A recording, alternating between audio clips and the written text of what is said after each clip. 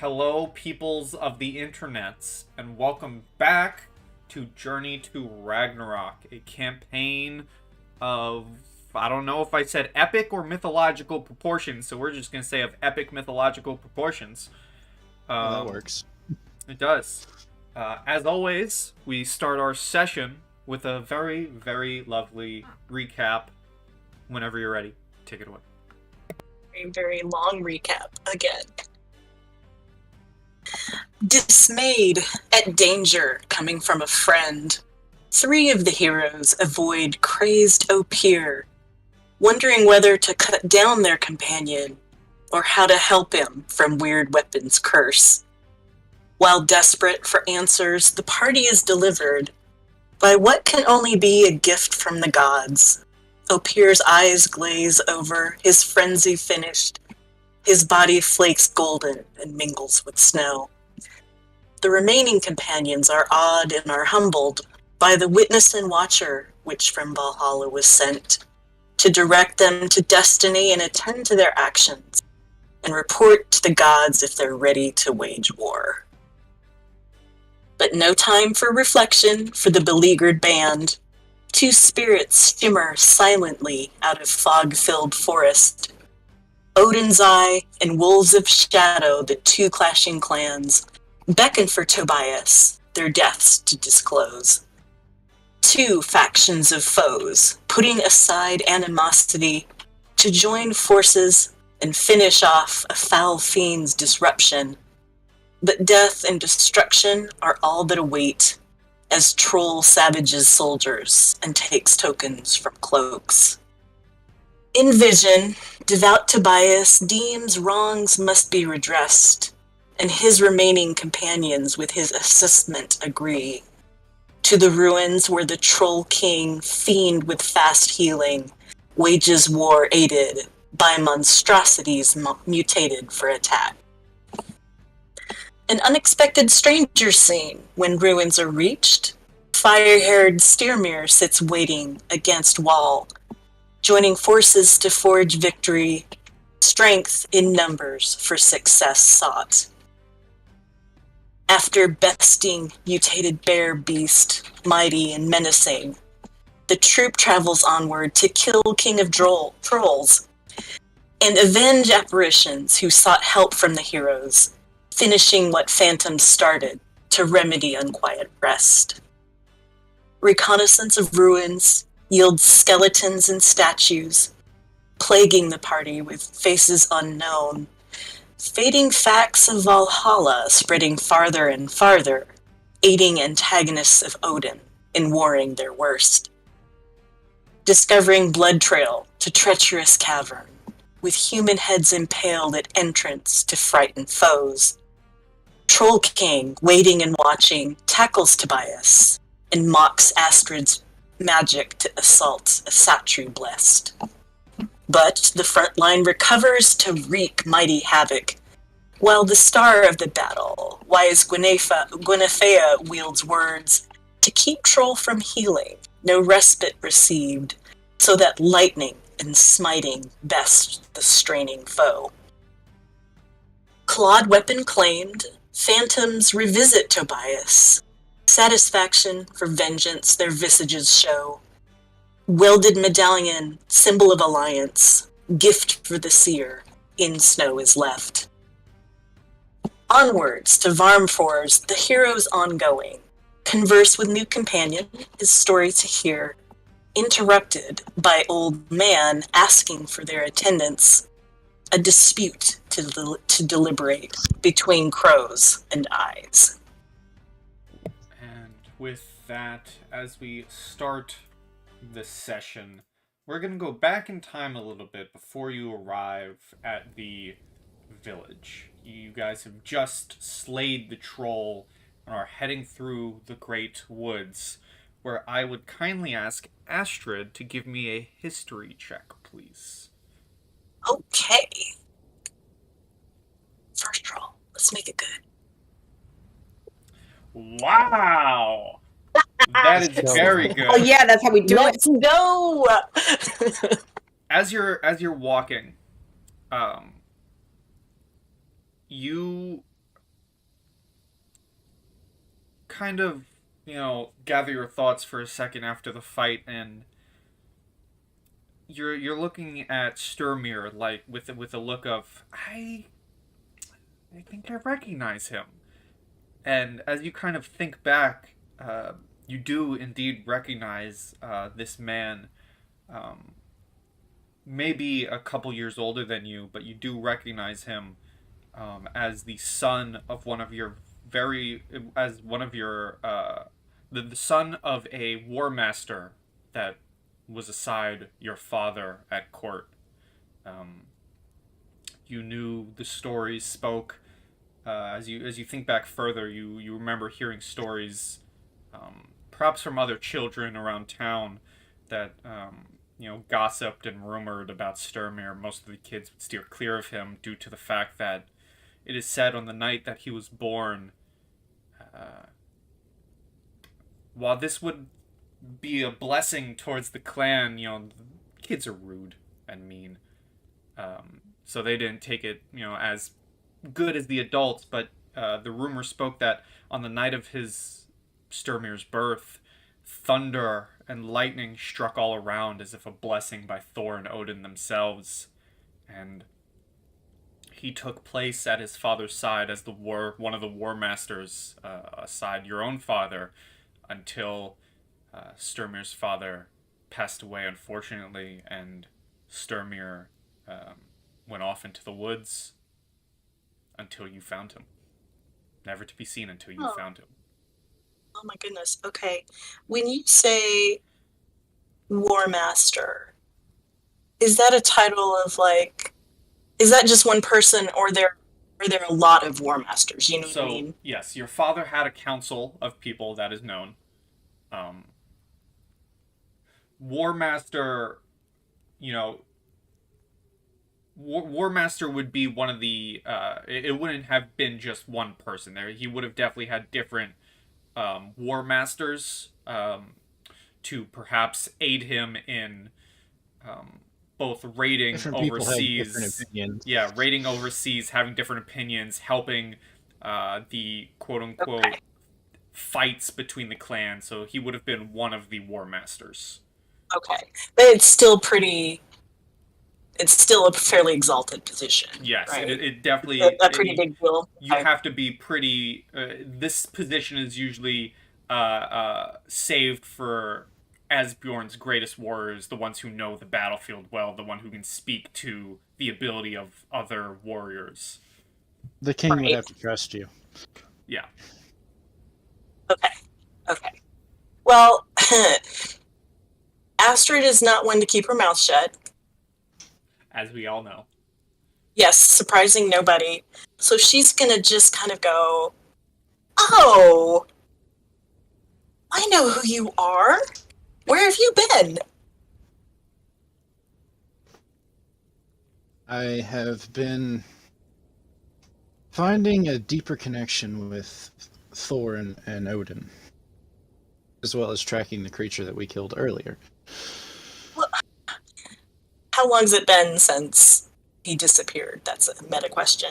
And I will say, Sturmir, 5 years, 7 years, something like that. Okay. You do know, growing up as well, you do know that the woman talking to you now is the daughter of the king.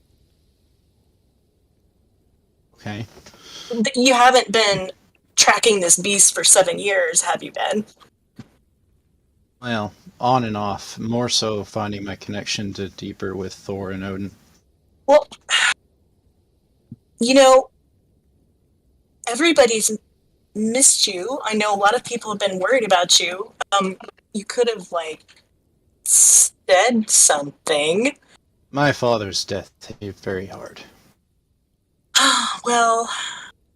I mean, my mother died when I was born, so that left me with basically nobody. I understand that, but you weren't alone. You were at court with friends. I mean, given your father's service, you know that my father would have It will be good to taken be care back. of you. So you are going to come back. Oh, that's good. Yes, I did plan on coming back. It just took me some time to sort things out and get my faith deeper. Well, I should say I am very sorry about the death of your father. It was a blow for all of us, but of course, you most of all.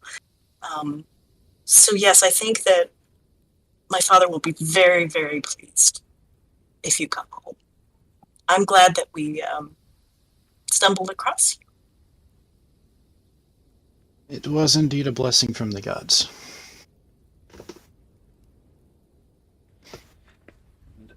As you kind of finish your conversation, we once again, I would say this is about the time that you run into the old man in the woods, picking up sticks and collecting, various pieces of wood as he introduces himself as a man named Gordy, Gordi, and begins leading you to the village of Varmrfors, where in the Great Forest, this village represents an oasis of relative comfort and warmth, graced by the benefits of a thermal spring that filled the air with water vapor and prevents the snow and the ice from building up like elsewhere. However, as you enter, the atmosphere in Varmrfors is quite tense. People walking down the streets are frowning, and you've seen a few flags of both the Wolves of the Shadows as well as those of the Odin's Eye dancing in the breeze. And all of you know pretty well that these two clans don't often see eye to eye. Good man Gordy, the mushroom gatherer that welcomed you and brought you into the village, would have set you up under his roof for the previous night, and you would have all gotten a long rest. Come morning, he takes you all to the center of the village and shows you the most interesting places in town, such as the temple, Thule's Inn, the foreigner's shop, and Aethelfrig's sawmill. On top of that, he tells you about the most important people of this community, so you know who to talk to. And I would like everyone to roll me a d20, please. I'm going with highest number. Oh, those are both 7s. Oh, Tobias. Astrid gets a 19. I was going with the higher numbers. Why is yours in a box? I don't know. That is That's interesting. fancy. Well, with a Fancy. 19, it is you, Astrid, who gets a pat on your back from Gordy as he bids you all farewell and says... You sure it's the back? Yes. Oh. And he says, well, mushrooms won't gather themselves, and walks away. Oh, thank you for letting us stay with you. Bye. And As he's walking off. for the information regarding the important people of the town, here that is. And you have a few places you can walk through the town, and I will also put them in chat. You have the temple. You have Thule's Inn, known as the Barrel. You have the foreigner's shop and Aethelfrig's sawmill. Oh, Starry is who we were trying to find, correct? It was indeed. Okay.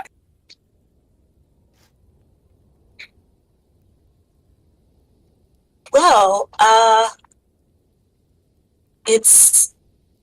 it feels very tense here. Hi, is this outside the capital ring? Or... You are definitely outside of... Okay. Yes. And I'll go to the world map for a second, and actually go to a map of this location. So the capital is, once the map loads and isn't blurry, I believe it's this, down here. Yep, this is the capital, Helhofen. And you guys are within the woods, like here.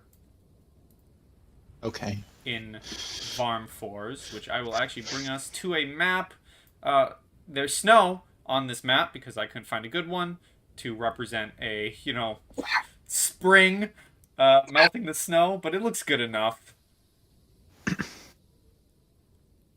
This is really pretty. But yes, go continue on. So it feels like something's. It feels like it's pretty tense here. Should we go find Starry, since that's who we're supposed to talk to, and maybe they can tell us a little bit more about what's going on? The air is indeed quite tense. I feel like investigating would be very good, very wise. I suspect I already know what's the cause of the tension, but Oh, nothing new, I suppose. It's just a lot of bad blood, I think. But maybe there's hope.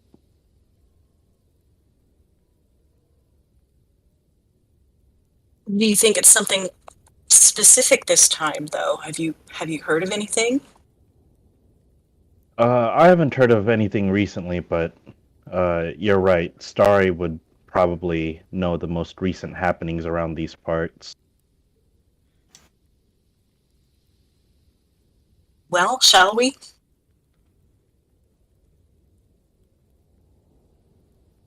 Yes, let's.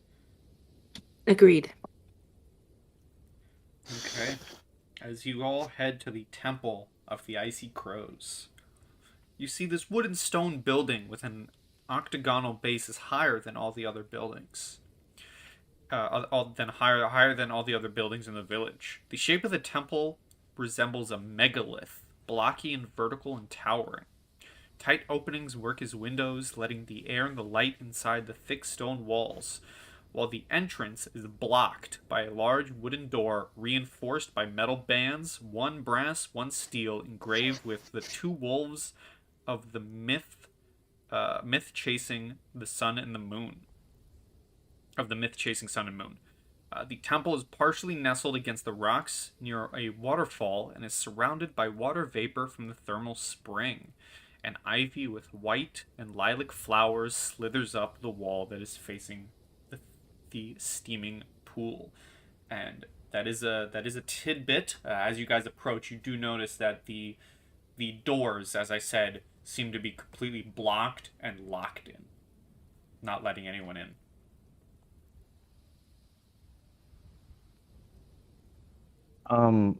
Would Guinevere and I know about this store?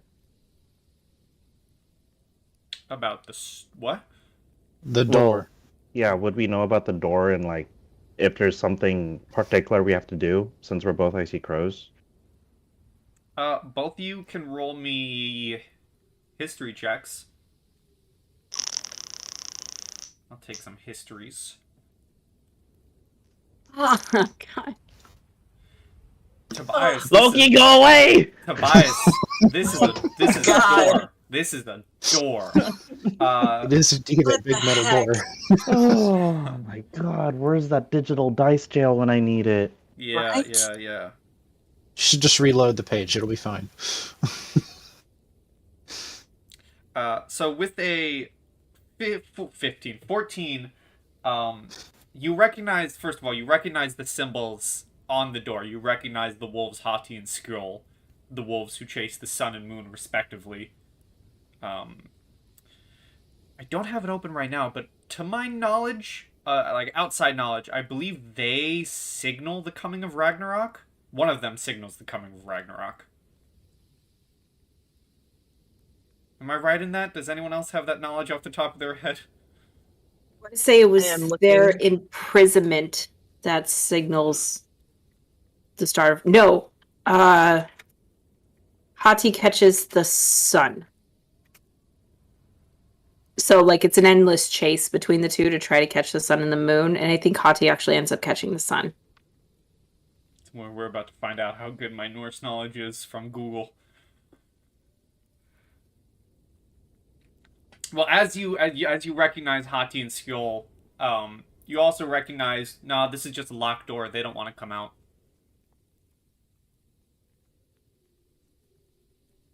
Is this normal, Quinn?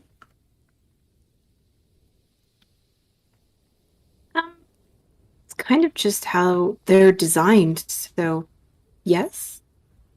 It's not that abnormal. Well, Are they always it just, closed? yeah, it just seems like, our temple is always open to everyone. So this seems, I mean, I don't intend to disparage any of the Icy Crow's customs, so this just seems a little odd. There are windows you could go to try and talk through if you wished. Let's go find Starry and see what they know. And if need be, we can try to seek an audience here. But let's begin with the point that we know before we go into the unexplored.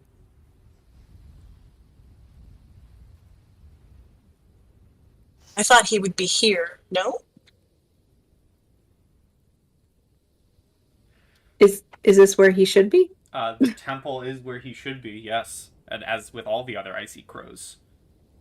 Oh, okay. He could be out on a pilgrimage around town, but I suppose I can go knock, and I will march my Icy Crow self up to the door and give it a swift knock.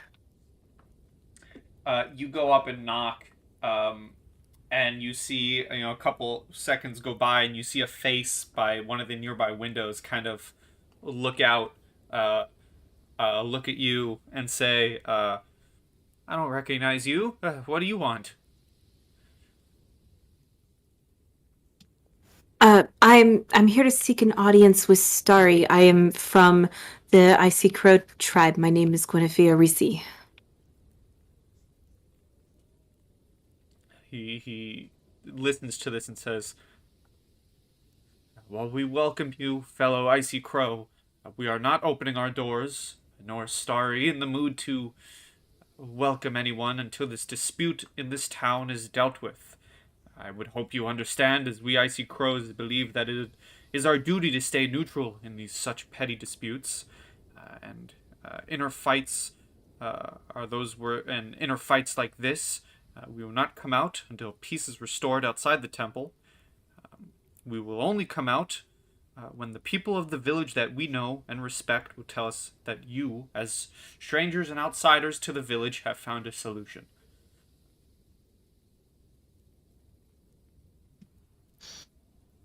I understand. People, ask them, Gwyn. I understand. She just kind of gives a handshake, Yes. like, I know, gosh, quiet down. Yep. Let me talk.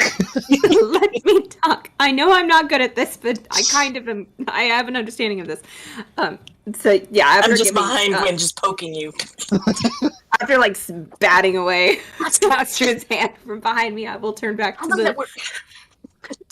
the.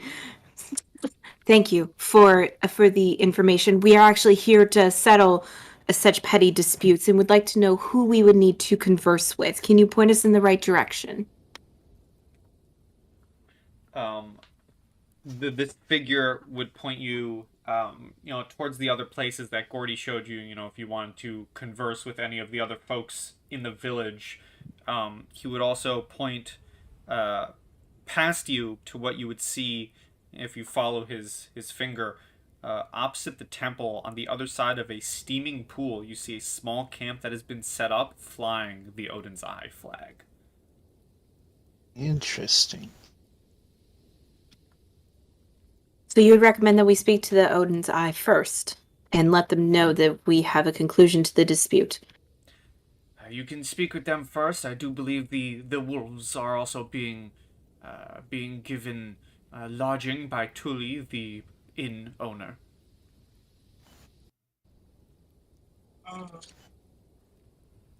Wonderful. We will end this petty dispute as once, and then we wish to converse with you. So when this is over, will you make time for us? If you can convince and get the other citizens of this village to join your plan and settle this dispute, and we have word from them, we will open our doors to you. Understood. Thank you for your time. And do I know this basically hiding out while two clans are feuding? Do I know this to be like a common practice if the Icy Crow is somewhere helping one village and somebody else comes in and they start disputing? Is it common for the Icy Crows to just be like, "Whoa, I'm stepping back from this"? Give me a history with advantage. You betcha. Should I also make that, or just Gwen? Would you have been at the window to hear the entire conversation? I was there along with everybody that was jabbing her ribs. Sure, you can give me history with advantage then. I was Okay. standing close by, but I appreciate there was one person in this group that was not stabbing me in the ribs. So, with an 18 and 25 being Icy Crows, Icy Crows are mostly diplomats, people who read the runes and, talk to the kings and join their council. This is a fairly common practice. When there are two other clans warring, they do tend to remain neutral and bar themselves from participating. So technically, they're kind of more counselors than diplomats, would you say? A mix of both. Okay, In this current situation, they are Sweden. gotcha.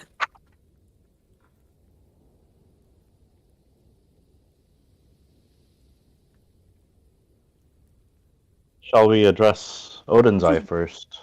I believe we may have a certain amount of leverage with the daughter of the king. Yes, it's true. I am made of leverage. I might be able to help in that regard. Everyone seems to know my story. You just hear a groan from behind the group, as I'm sure Gwennifer is in the back, because she was the closest to the door as we're all walking away. As soon as Astrid says that, it's just a loud groan from the back, and then she gets a jab in her wrist. I am just made in of her ways.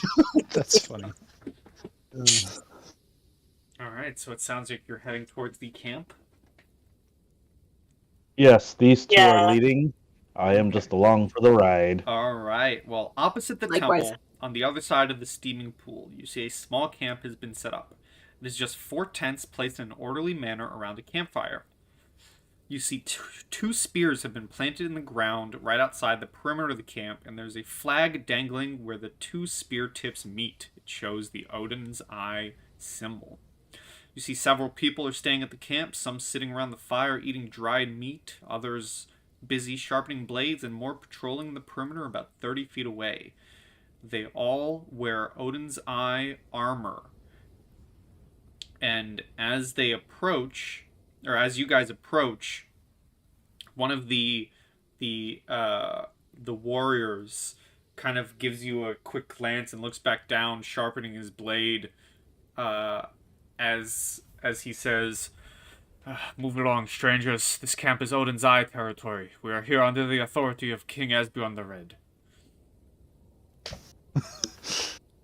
Oh boy. Well, fancy that. How long has it been since you've been to court? May I ask? We've had no need for court. We've been out here warring. Great, so they don't recognize either of us. That's fine. Do I, by chance, recognize them? Sure, give me a history with advantage. Sure.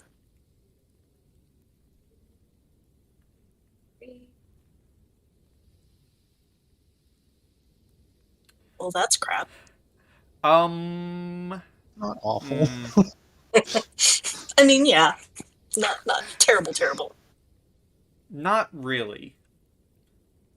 You definitely recognize him as a warrior of Odin's Eye. There's no lie there. Is there... Let me look at my... I kind of think that, in addition to the Odin's Eye symbol, I'm sure that my father, we have some kind of, family symbol. Mm-hmm. So I'm going to clear my throat and just say, now, if it's been a while since you've been at court, I can understand why, perhaps, you wouldn't recognize me because I have changed a lot in the last couple of years. But do you recognize this? And Flash his father's. I'm gonna flash the ring. Yep. All right, please hold. 1 second. If not that, I was gonna sit my hammer to the ground and persuade them. Do you not recognize the king's daughter? 1 second. Yeah, look at my bling. I've been gone for 5 to 7 years, and I recognize her. Right? I just need to do something real quick as I make a quick stat block that You're I forgot clearly to make. interested in the important things. Come on, load for me. Alright, what skill is history and insight? History is intelligence, insight is wisdom. Alright, well I have a 0 of both, so I'll roll a wisdom. I'll give him advantage. Wow! I'm glad. Oh, I'm shitballs. Just instantly changes his tone. I'm glad. Yeah, right? Aren't you glad I You went said from I'll give hot him? to who? Aren't you glad I said I'll give him advantage at the last second? Yeah, Yeah. this would He be a lot goes- harder. Goes from go away, strangers, to right away, princess. Mhm.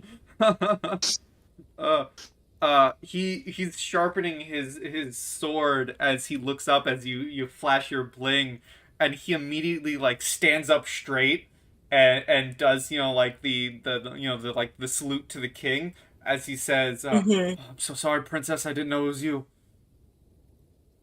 Oh, it's all right.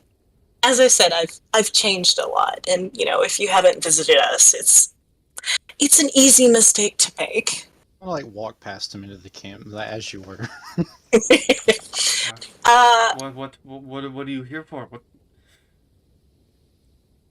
Well, my companions and I were sent on our travels by my father and by Thorgest. We are meant to be consulting with Starry the Wise, but we've discovered that perhaps there's a little matter of a dispute happening. You're looking for those responsible for this dispute. Look for the wolves. I swear on my honor, they were the first to strike, and as I swear, we will be the last to do so if it comes to wielding weapons again. And you see, he kind of spits on the ground and beats his chest with his fist. That is noble of you. I appreciate I'm gonna say your to ask you, valor. we should figure out who's in charge of this camp. Mm-hmm. If you bring out who's in charge, this warrior who is named Norrun. I'll type that out. Thank you. Norrun says, if you're looking for our commander, Gunnar is in the tent over there, and points you to the tent. Perhaps you could let him know that I am here so that there's no more little embarrassments. Yes, of course. If you and your allies would like to rest at our fire, you're more than welcome to do so. And he kind of So kind. hurriedly So walks kind. towards the tent. She gives him just a blinding smile. And if all of you guys sit down, another figure by the fire says, "Those wolves are savages. They leapt out of the wood with bloody eyes, throwing accusations at our commander for the carnage of Dremendibu." And you see another one next to him says, "As if we had marched all the way from the coast of Norveger just to pillage some woodcutter's village. That's insane."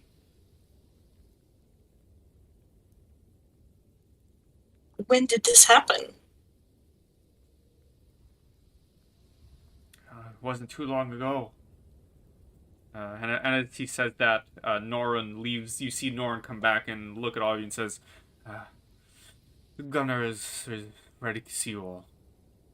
Apologies again. Thank you so much. Princess." No, think nothing of it. Sorry, Meta Pie. Mhm. They were blaming the Odin's Eye for what? They were Attack. the wolves were blaming the Odin's Eye for a supposed carnage at a place with a very weird name that I will type out right now. Thank you. Mandibu. Oh, that's awesome. Okay. Yes. All right. Making a mental note to maybe come back and talk to those people as well as the commander. Astrid will follow Norrin. I will follow behind Astrid. Okay. I'm familiar with I'm war following council as well. meetings, so Yeah. I'll be trailing in the back. So I guess I should point this out. Since I came from the Wolves of Shadow, Mm-hmm. I probably have some sort of marking or feature saying that I originally came from them, right? Possibly. What would it be? What would it look like? Would it be a very visible tattoo? Would you have a pin?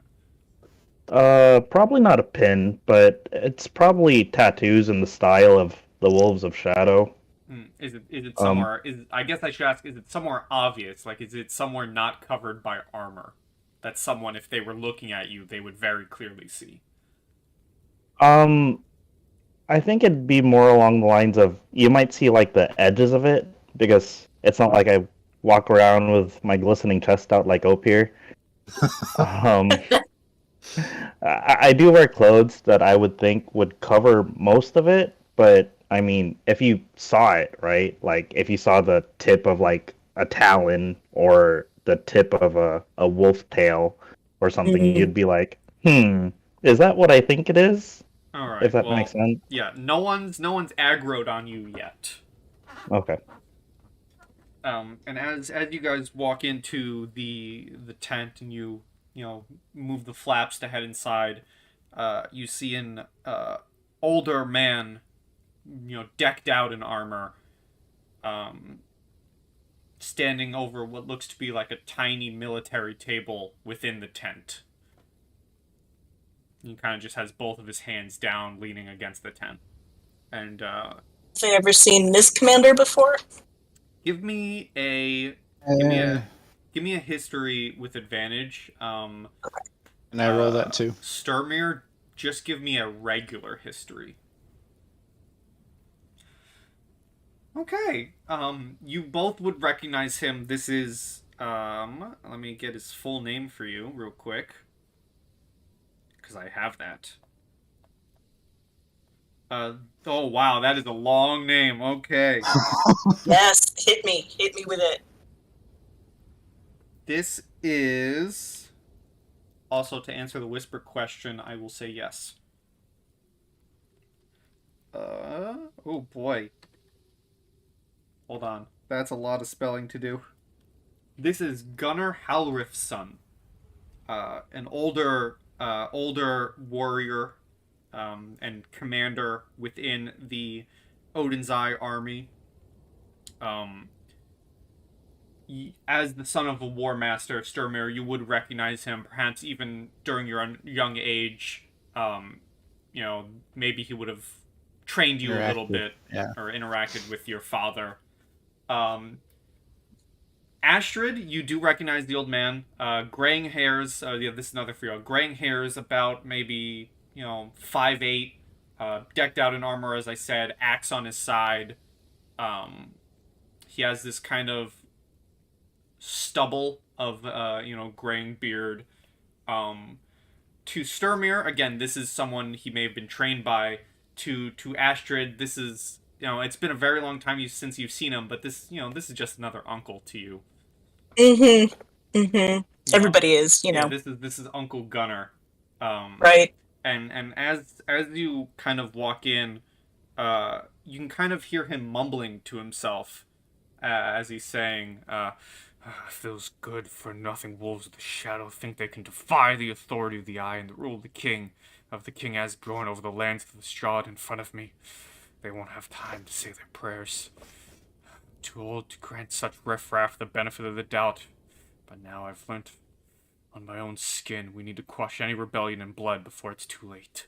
And as he's saying to himself, you can feel the hard expression in his voice. And I would like the first grouping of people to have entered the tent would have been Sturmir and Astrid, yeah? Yeah. I would like both of you to roll me insight checks, please. Sure. That's awful. I got you, fam. Well, with a 20, as he's kind of mumbling to himself, Astrid, you notice that it looks to be... he looks to grunt in pain every now and then, and it seems he's trying to hide a wound on his right shoulder as he kind of talks to himself. How do his eyes look? Well, his back is currently turned to you. Oh, okay. Guess it's hard to say. Is it afternoon, evening, morning? What is it? This would be morning time. Morning, Commander. Kind of does his best to straighten himself and says, "Oh yes, the group Norn said was here to see me." And he kind of turns around and looks at you, Astra, and says, "It's good to see you after so many years, Princess." I go to him and I have, like both hands outstretched. Say, Commander Halfriston, I greet you in the name of my father. It is good to see you too. And look who I've brought with me. And I gesture at Sturmir. He looks at you, Sturmir, and says, Sturmir, it's good to see you've trained well. I'm sorry about your father. He was a good man. Thank you. It is good to be back.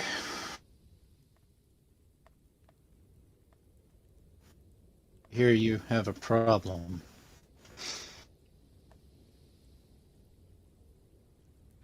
Yes. We have been following a group of the wolves for some time when we stumbled onto a massacre at insert name here because it's weird to pronounce.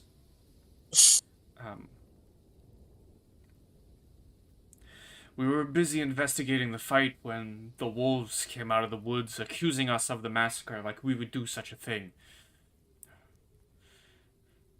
Odin's Eye are known for their pillaging, but we wouldn't just walk in and needlessly slaughter a village. Well, of course not. Pillaging is one thing, but slaughter? What sort of village was it? Was it one of ours? It didn't belong to Odin's Eye. It was, I believe, one of the unclaimed villages, you could say. And well, their rival commander, Oleg Greytail, as he came out of the woods accusing me of allowing this massacre to happen, he unsheathed his sword for a fight. And I wasn't just going to stand there and watch my men be slaughtered, so we drew ours as well. The fight was brief, but it was bloody, and we chased them away. Fortunately, we lost one, though, where Elbrog was hit in the liver and he bled out face down in the snow, but we managed to take down 2 wolves in his name. Well, of course Odin's Eye acquitted themselves well, that's no surprise. So this sounded very sudden.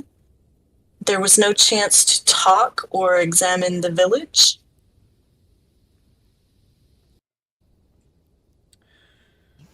We did our best to examine, but by the time we arrived at the village square, that's when the wolves started to surround us. We had no time, and we followed them to this village.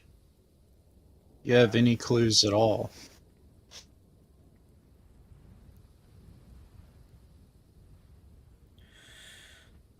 The only clue I have is what I believe. What I believe is the Odin's Eye and the Wolves of Shadow do not get along, and if they were bold enough to outwardly blame us for this massacre, then surely they are at fault. So you have no idea why, other than perhaps shifting blame, they would come out of the woods and blame you for such a thing. Seems logical, but also questionable. Well, it just seems as if you have just, if you have just done such a terrible thing and you see your sworn foes approaching, you would head into the woods and not come back out. Indeed, why stick around? Sorry, what was the question? I was reading something, sorry. It I just think it was seems, metaphor.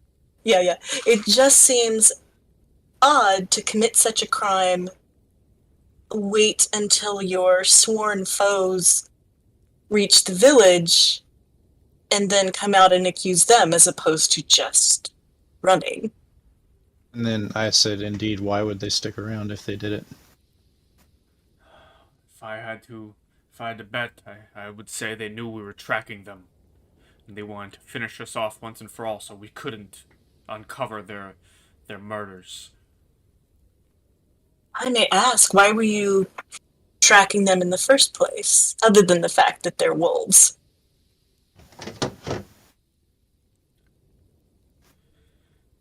Yeah, you know I am not one for the courts, princess. But we were sent by your father to track down the wolves on our borders that have been attacking our villages lately. And we found them. And we've been tracking them. I see. Excellent. Wise move to defend the borders. So after that skirmish, you tracked them here? Is that correct? Yes, we gave chase and we tracked them and followed them to this village of Varmrfors, where it seems that the icy crows wish to deal with neither side. They have the authority on this village. As you know, we can't just go to the wolves and slaughter them here. We have to abide by the crows. Of course. And we've been trying to get them on our side, but they do not listen. Well, we have spoken to one of them at the temple, and they have requested us to see if we can resolve the matter. Let me ask you this, Commander.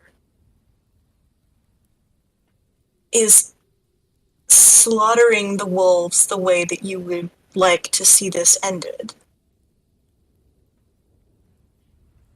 Or do you have any other goals?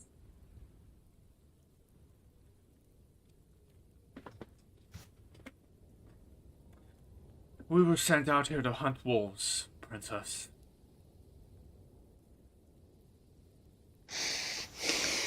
I do understand. Did he send you out here to slaughter them, or did he send you out here to drive them out of our border? We were sent to deal with the wolves that have been attacking our villages. Deal with is a very broad military term. What better way to deal with and make sure no villages can be attacked than, well, to make sure no villages can be attacked.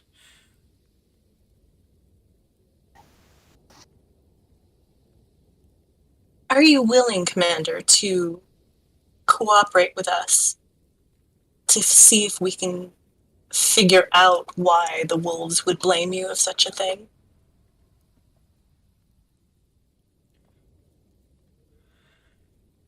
Me and my men will be here to assist you any way we can, Princess. Yes.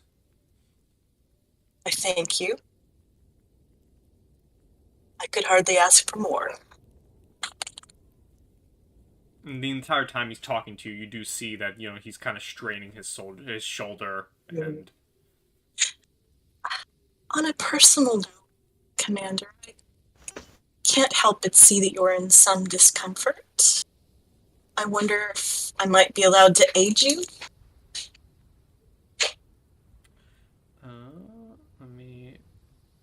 Let me see something real quick. As you bring this up, he kind of says, "Oh, it's nothing. It's but a tiny arrow. Just a pointy stick thrown by some coward hiding in the bushes. This wound will heal, but I don't think that coward will forget the screams of his brothers as we were gutting them. Slow and painful death." I can certainly see that it's a scratch to someone such as you, but I would be remiss if I did not assist my father's best. Give me a medicine check. Okie dokie. I was gonna say I could cast Cure Wounds. Dang. Oh my god. I'll say an eight's. I'll say an eight's enough because you can tell. It's kind of a thing. Yeah, the wound, as you kind of look at it real quick, he's playing off what is a very serious looking wound. As you see the man struggling to raise his shoulder, it looks like he wouldn't be able to defend himself as well if an attack were to happen, but you can tell, nonetheless, of his wound, the hatred in his words for the wolves speaks true. I'm going to do a second level Cure Wounds as I just put my hand on the wound on his shoulder and just say, truly, it's my duty to assist the best that my father has. And he kind of lets the healing, flow through his body, the magic, and he says, "Well, I appreciate it, Princess."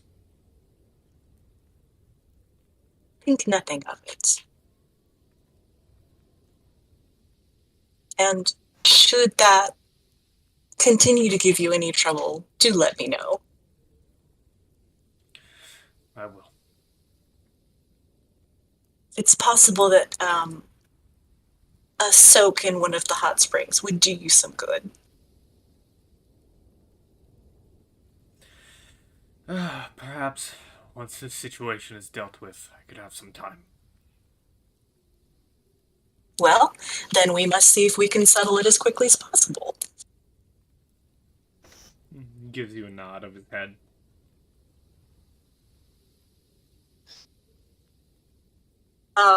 Can you think of anything else you would like to ask the commander, Starmere?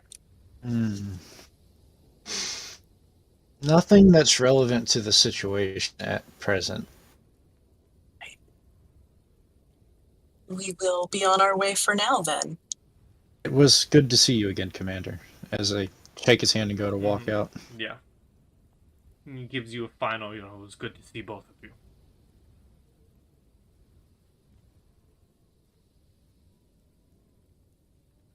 So I come out and walk a couple steps away from the tent to where there's not, like people too terribly in earshot, and I just look at my companions and say, "Well, this is a right mess." It's an odd situation indeed. Did you all hear what that man over by the fire said as we were going in? What are the chances it was the spirits of what we had dealt with before? Quite possible. That is a good question. It would explain if there's no traces left of people. Yes. It would Especially if anybody explain the went red back to get eyes. trophies. And the red eyes. Hmm? And with that knowledge and reflecting on who we had fought and how everything kind of went down that way, Pi, can I roll an Arcana check to see if what they are describing is what we dealt with? Sure. Awesome. I would like to assist with just casting my mind back through the stories as usual. Well, then you will Let's get see. advantage. Do it. 26. Boom. Thank you. 26. We didn't need it, technically, but you're welcome.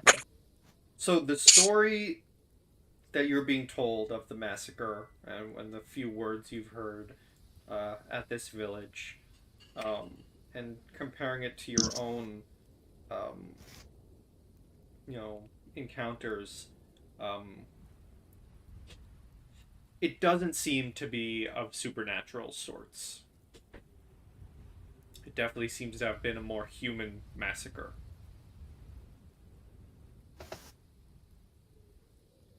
I guess one of the things we're wondering is, are there any stories about, like, say, people getting possessed by spirits to make them think or do things that they wouldn't normally? Maybe it's not specifically the spirits attacking, but they're possessing people. Right. You would know of stories in the past of such thing. This would probably fall into another one of those categories of bedtime story to scare your children to eat their vegetables. But considering you guys have encountered and fought one of those supposed bedtime stories, it's possible. You definitely know from what you've been hearing. As I said, it doesn't seem to be a supernatural massacre, but you never know. It could be. It could not be. It could have been humans just killing humans. See, it could appear to not be a supernatural massacre because they possessed people. Right, and then, yeah, definitely there'd be no evidence. Otherwise, yeah. Yeah. So it's a pretty good working theory, I feel. If it is spirits, the people could have attacked themselves. For all we know. And both parties just happen to arrive at the same time and start blaming each other. Do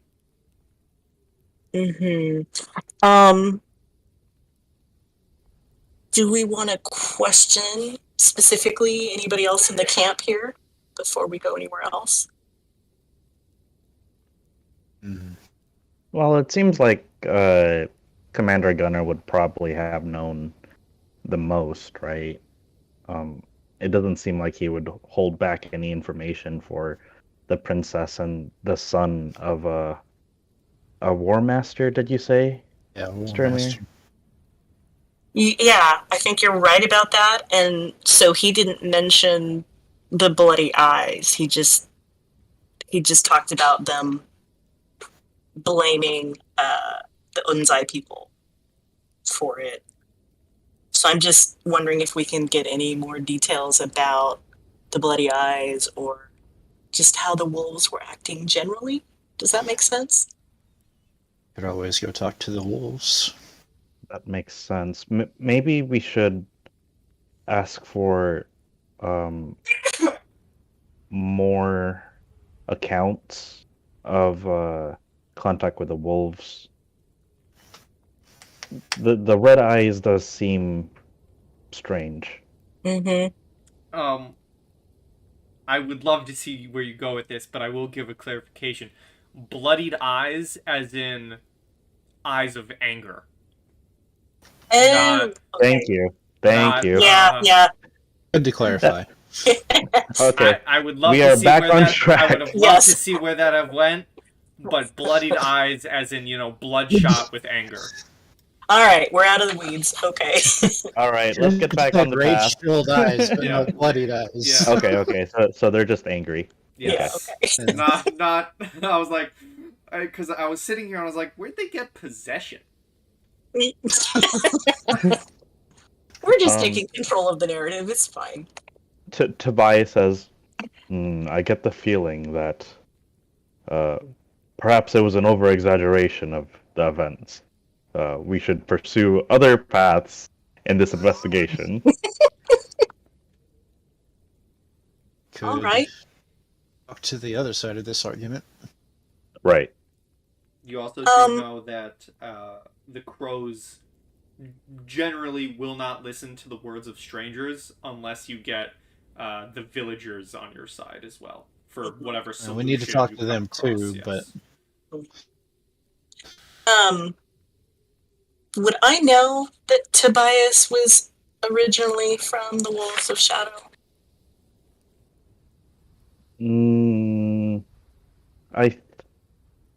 I would err towards yes. I don't think it's been explicit, but Okay. if I had ever taken off my leather armor, which Uh-huh. there's probably a high chance that that has happened at least once, you would have seen the you Wolves haven't of Shadow outright come tattoo. and just said it. And Okay. Yeah, I mean, Yeah. it Yeah, wouldn't I have mean, been something I hid. okay. Oh, wait a second. Back in our backstory, and this is out of character. Didn't you know I was Wolves of Shadow?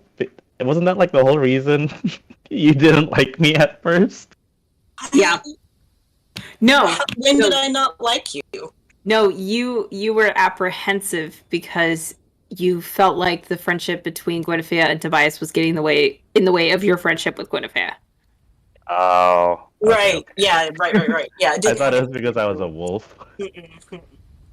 Okay, so yes, if there had been any sort of occasion where you didn't have your armor on, Astrid would certainly notice. I would also say, though, that Astrid is very bad at keeping her mouth shut. So if you're thinking that maybe you would have concealed that from her just because you didn't want it, like, talked about, then that's perfectly fine. Oh no, I wouldn't have hit it. Okay. Yeah. All right. Well, in that case, Astrid is going to say, well, I think maybe if we get the wolves side first, then we'll have more of a basis for asking questions of other people. And Tobias, I feel like perhaps you should take the lead with the wolves because reasons. Because reasons. Indeed. All right. To the barrel. Okay. You head to the barrel, and as you approach it, you see you are in front of a stone building, in front of which, on a wooden pole, dangles a sign made out of a shield.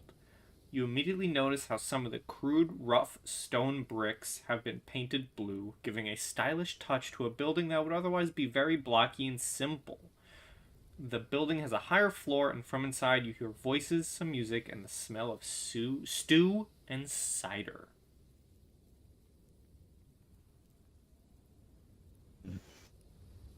It's entirely your decision to come with, but they may recognize you. Ah, I see what you mean. I'll stay out here then. Why don't you I'll stay stay as with well. Why don't you two stay with Odin's Eye and try We could to go talk to villagers until you're done here. yes, That's a good point. talk to them, talk to the members of the Odin's Eye, see if you can bring some form of maybe a little bit of a peace of mind. So when we do pull everybody together for negotiations and treaty talks, it would be a little bit more advantageous for them to have a clear mind. The air not being so tense would be good. Calming the people, yes. Great idea. I'm great at that. All right, splitting the party. So as Sturmir and Astrid head off into the village, Gwyn, Tobias, you enter the barrel.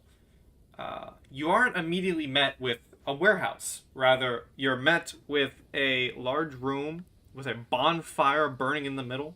At the moment, you see juicy boar shanks are being roasted alongside some deer ribs.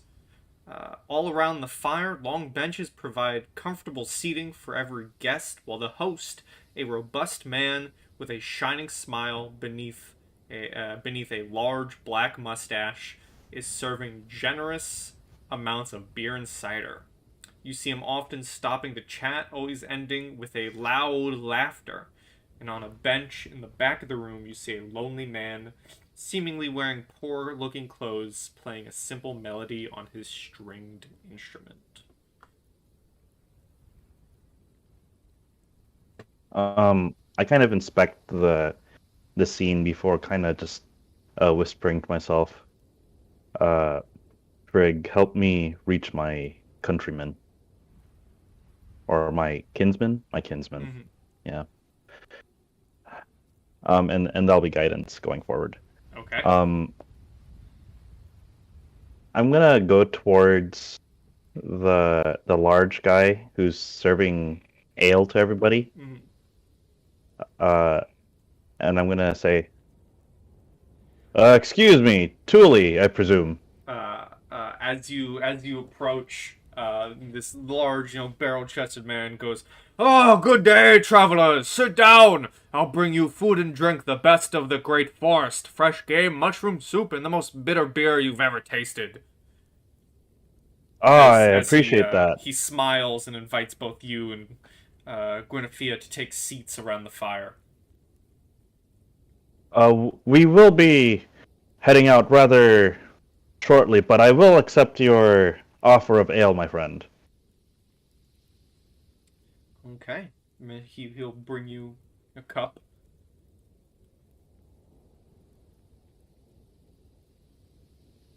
And then you see he's a very active man, though. He brings you a cup and is immediately on to the next person to talk stories and have a bout of laughter. If you wish, you can give a persuasion check to try and convince him to stop for a second and give his opinion. Oh, jeez. I'll be right back. Gwen, you're better at persuasion than I am, right? There's just a very blank, awkward stare from the nerdy girl with a -1 charisma because her best friend has a 20 as she takes a drink of the mead. Oh, okay, so we both are really bad at this. You guys left the bard outside of the tavern. But Well, it was yeah, a smart but- reason, a good reason. I am behind this reason. I guess while he's going around, can I scan the inn and see if I recognize any of these people to be Wolves of the Shadow? Sure, give me a perception. Perception.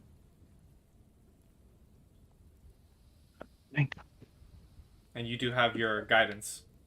Yeah, I'll roll that. 23. This is very funny to me, considering your guys' plan and what you did. Alright, I'm back. Not a soul in this tavern is a wolf shadow. What? You do see a door that might lead to a back room that may be a warehouse, but not a soul currently in this tavern is a wolf. Or bears marking of the wolves. What did I miss? The tavern has no current members of the Wolves of the Shadows. However, Tobias has spotted a back door that may lead to this warehouse that could hold Wolves of the Shadow. Okay, so My character would know any of that at all. Because you're not in there. True. yeah, I'm gonna. I'd just like to know. I'm gonna whisper to Gwen. None of these people are kin of the Wolves of Shadow, but if our sources are correct, they're probably past that door over there. She nearly Also- chokes on her own drink hearing this. I'm going to give you guys some meta knowledge because I find this very funny. Okay. One of the ways you can persuade Thule to be cooperative and talk to you is by singing songs, narrating the deeds of heroes and gods, telling him a joke, or reciting poetry. Listen, Well, we split Ah. the party perfectly then. Yeah. If Okay. there aren't any well, wolves in there, Right. Yeah. I was gonna. Oh, geez, I don't have a message. You can certainly quickly run outside and yell Yeah. down the Yeah. Yeah. street. Yeah, if you go Probably haven't got outside, that far yet. if you go outside, you see Astrid and Sturmir like down the street about to start knocking on doors. Yeah. I guess I'll kind of shuffle out of the inn really quick and gather up some of the melting snow and try to pelt one of them, or at least get close to them and try to get their attention. All right. Okay. Like, hey. I'm gonna roll a d4. 1 to 2 is Astrid. 3 to 4 is Sturmir. let's face it, Astrid can't It's dodge Astrid. for Aw. shit. It's Sturmir.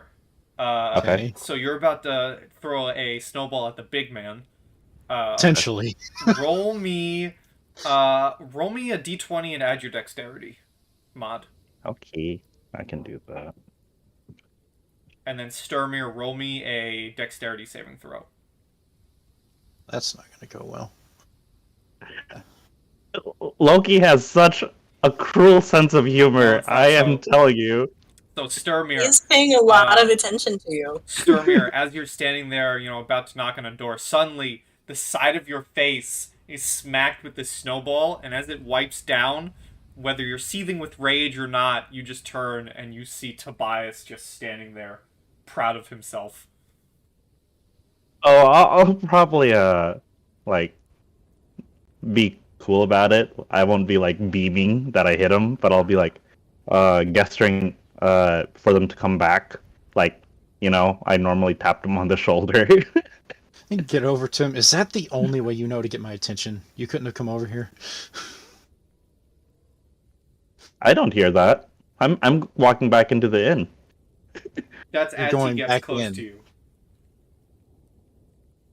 Okay. We're walking towards you. You got our attention to come over there. Okay, yeah. I'll follow them both. There doesn't appear to be any wolves of shadow in the inn common area, but Gwen and I are gonna try to head towards the back and see if we can find anything out. All good information to know, but snowball. Ah, yes. It was one of my better snowballs. That's the only thing you've done successfully with snow around me. So That's true. That's true. I am a very poor artist, but I am very good with a snowball.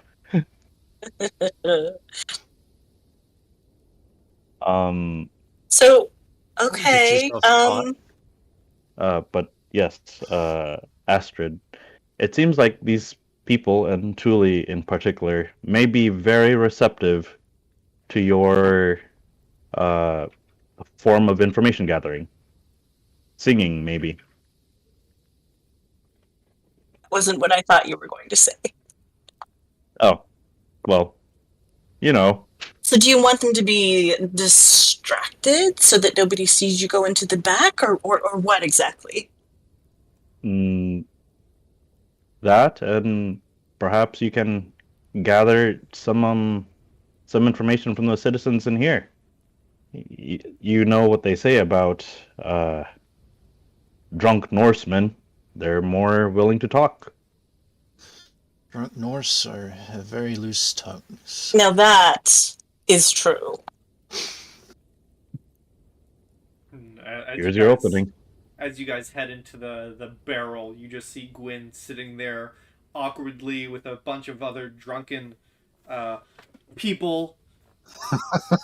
And guess what, gang? We got a map. Map. Fantastic. And you can place Yeah, Gwen is yourselves super out of her element. where you are as you enter the barrel. I'm going to delete mine and put my new token up there. Where exactly New is where we are token. right now? Like the I front? Didn't take? What? Didn't do it right. That's beautiful. It's only the best image. You didn't do it I right. put it man. under Avatar. No, I got it. I beautiful. got it. Got it. Yeah, put it under Avatar. It is under Avatar. It's just not under default token. It needs to be in default token.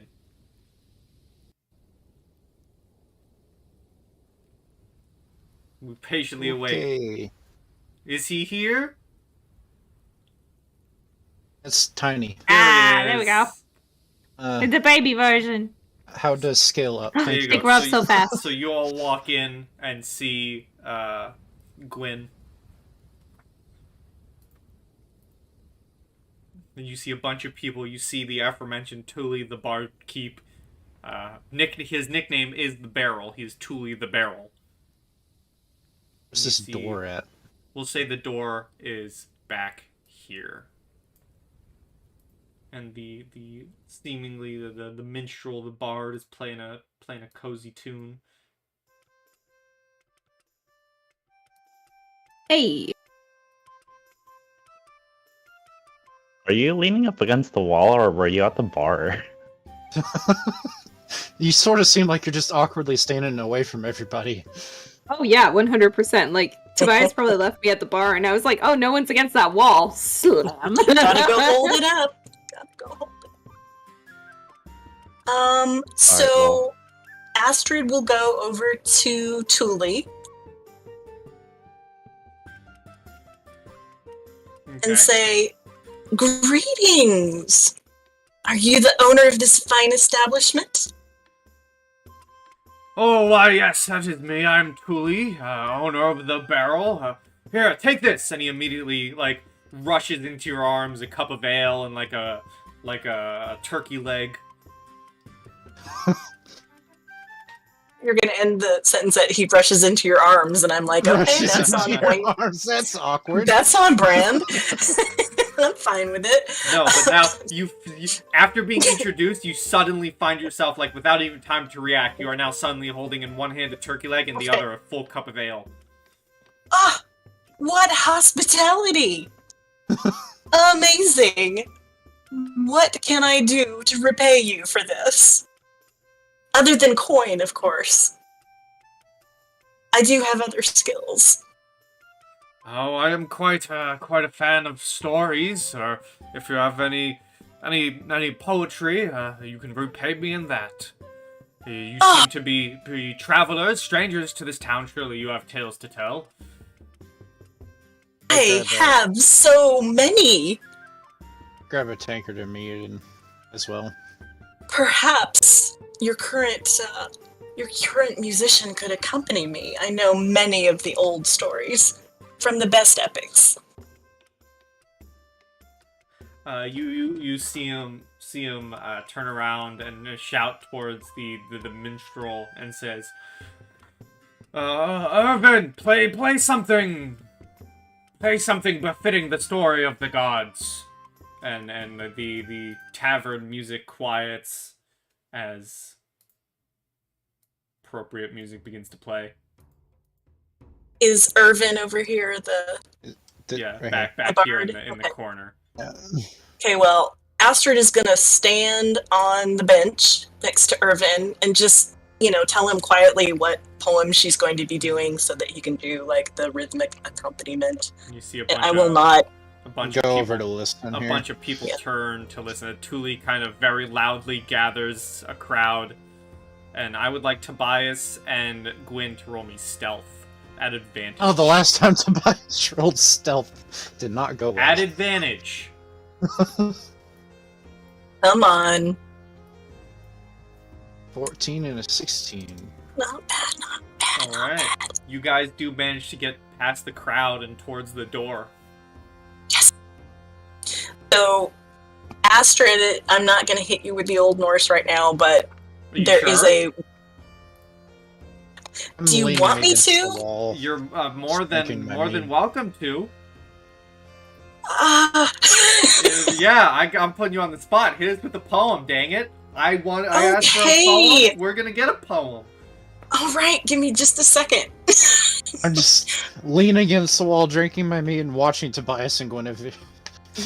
There is one of my very, very favorite things that I ran across when I was looking at all the Edda and the epics and all that.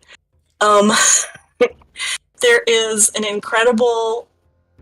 incredible story about Thor traveling in Midgard for the fun of it as he tends to do, and he sees this dude across the river, and he just starts yelling insults at him for no reason. That sounds like And yeah, right? And then the guy starts yelling back. Yeah, so it's basically like this insult fight across the river. Flighting. Yeah, it's a perfect flighting. So, and yeah, again, it's just like sometimes flightings are sort of, actually have a reason or an actual dispute. No this reason one at all. was just cause. Yeah, it was just cause. Okay, are you ready? Oh, I'm I was ready. bored. I'm so God, ready. okay. Is everyone Okay, else I ready? haven't looked this over in like forever. Is everyone ready? Let's go. For a All right, poem? let's go. Let's go. Spotlight shines right on Astrid. Okay, let's go. Hins vill tu noa geta. Vit hungnir dildam. Si in sturgas joten steini ver hafta. Solek et hanfalla och fyrje hininga. Ek ver fiaza in fruth modgada joten. Upp ek varp algum, alveda sonar, ethan in hetha himen. Thou merki mest miniverka, thou erir men sithen athsi. Miklar manvelar ek hoflathor mid bictherior, tha ek velta, ther fraveram, harthen ek huaga, helbard vera, gaf han mergambentin ek velehan orviti. And I'll stop there. But this is a great, bar song because it's very, the insults get super body. Round of applause for that. Good God. Woo! Seriously. Well, as you're reciting this poem, the other two sneak into a room. You open a door, and we're gonna go to a different map. I will bring everyone so they can see everything. No maps! Yeah, I actually have maps. Ain't that crazy? Okay. Something currently miss in our Star Wars campaign. And as we go here into the back room, you see, as you approach,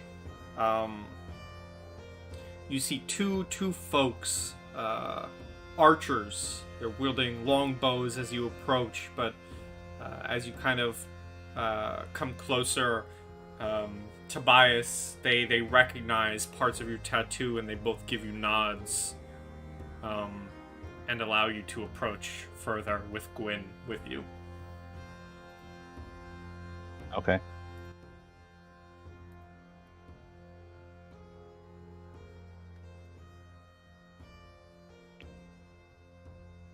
I guess a good talking distance would be like right about here.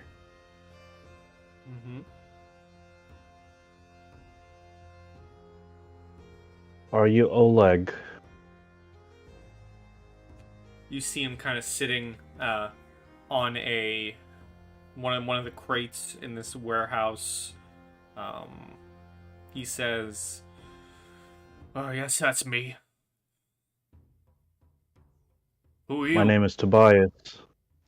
My name is Tobias of the Icy Crows, a Wolves of Shadow tribute.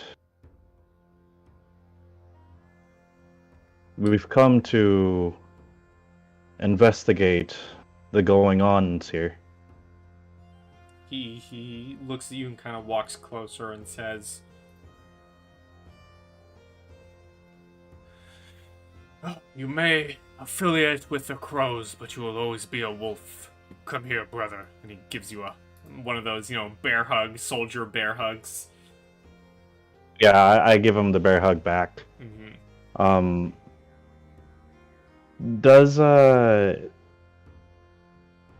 Would this guy know who my parents were if I had introduced myself as Anison, like just after the fact. I'm gonna roll something for Mr. Oleg. Which, can one of you kind people who don't have NPC stat blocks and actual PC stat blocks, can you tell me what history falls under? Intelligence. Intelligence. Okay, intelligence. No. No, he does not. That's fair. I suppose I'll take a seat on the floor and just kind of cross my legs so that it's more of a casual conversation. I hear that the Odin's Eye has been following you and our clansmen. Oh, yes, I see you've heard of this situation. I would have never thought that the Eye would dare come to the Great Forest. Still, they were there, in the middle of Dremandabu, among butchered corpses, beheaded bodies, and pools of drying blood. We could have ambushed them, taken them out one by one while hiding in the forest. But I wanted to act in the honorable way. I moved forward to parley with the commander, demanding an explanation. He didn't even admit guilt, nor he made up an excuse. He just stood there in front of me, looking down on me, and refused to answer. The battle was inevitable.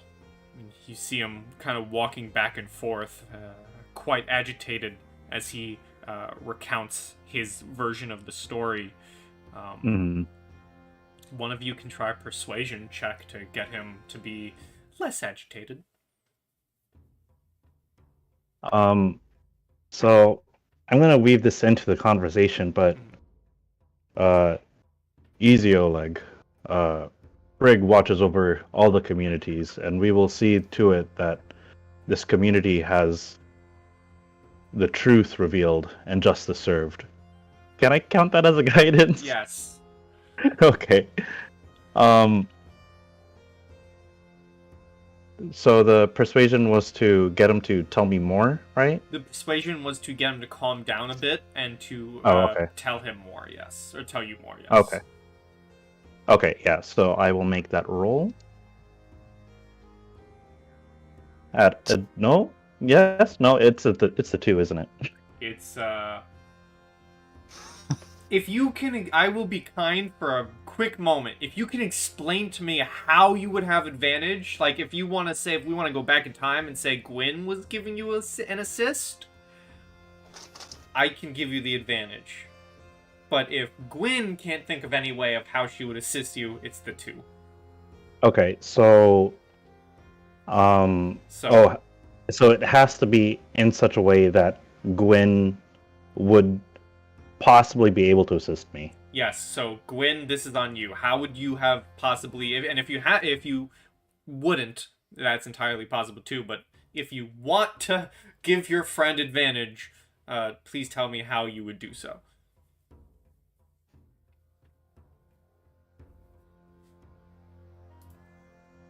Being somebody who grew up around diplomats in their own right and trying to broker peace and building understandings and stuff like that, this is more or less kind of her old stomping ground. So she would start.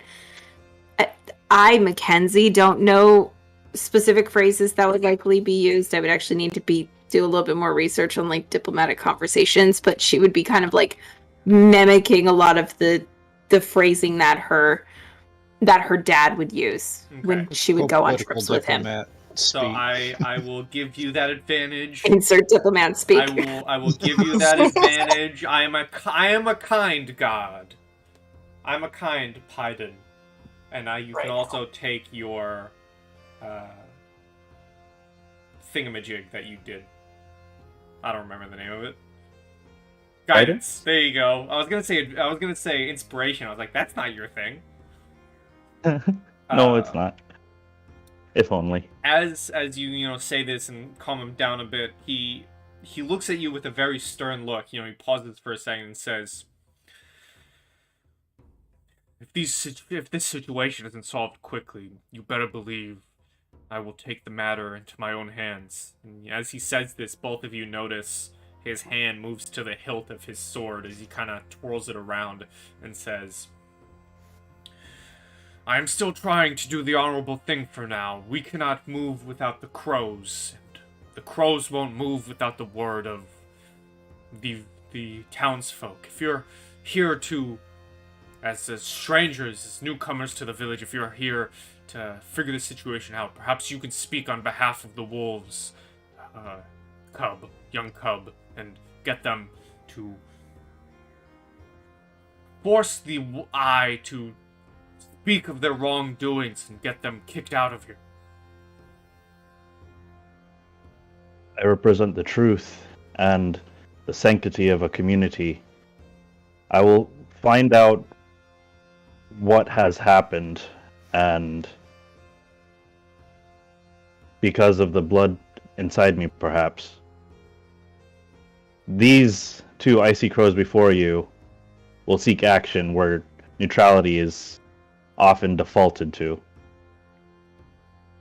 I'm gonna make a roll for him. This is gonna be an interesting roll. This is gonna be a very, very interesting. I'm gonna do what's insight? Wisdom. 16. So he hears your words, and perhaps with less. He doesn't do it with the intent to intimidate or assault you, but he still kind of firmly plants a finger right on your shoulder and says, remember where you come from. You are still a wolf. And he kind of gives you that motion of, that hand motion of, I'm done with you. Go sort this out before I do. And then walks back to sit down. You have my word.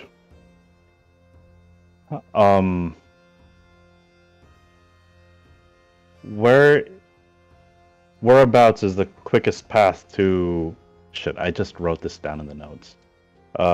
Whereabouts is the quickest path to Dremandibu? I don't think I even know that. Oh. God's like, hold, please. You're the god. You get to make it up. Hold. It's here and here. I say Dremandibu is here. Yeah, let's go to our world map. It is 2 minutes away. Let's go to our world As the crow flies. map. It's literally right next door. One moment. We're figuring this out.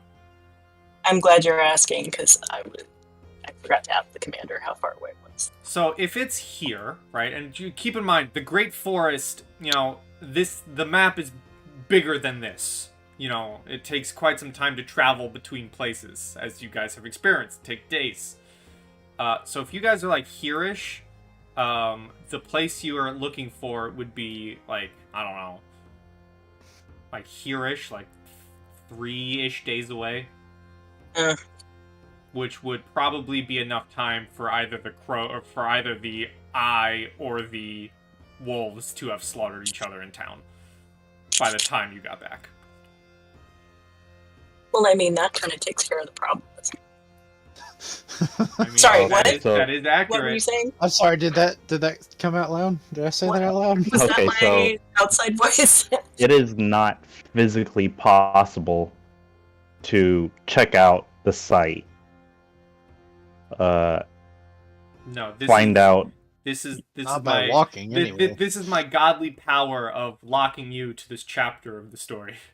Okay. And this town, because otherwise I am panicking and I'm going off the script. Yep, fair. I was like, wait, we're not supposed to go there. We're not supposed to do this. It's supposed to be something that's just alluded to. I feel somehow we should stay in this town and talk to people. Okay. And listen, and I would say, if both sides murder each other, do keep in mind also that's not the outcome the crows want. The crows just want either one of them out of the town. If they're murdered in their town, the crows are gonna be rather Well, if they want just one out of the town, it's a bargain if it's two. Right? Well, no, the not, crows, not I them mean, being they're killed, still, but like if we can get them both to negotiate. they're still diplomats. They want to solve this peacefully. Okay, fine. If murder is brought to their front door, they're gonna be like, "You guys did this? We asked you for help, and you got them killed." Princess walks in and Let's says, do "Yeah, it let's the just let hard them kill way." each other." Let's do it the hard way. So Fine. this is, and I will admit this. This is I could make up this town. I could add this town. However, this is the one time I'm gonna say I'm railroading you. okay. And we're fine with it. I won't try to do that in the future, but for this one time, I'm like, you guys, you're on this track, and you're gonna keep going down this track. You can't stop. If you stop, We're on it. We are on it. Yeah. Okay.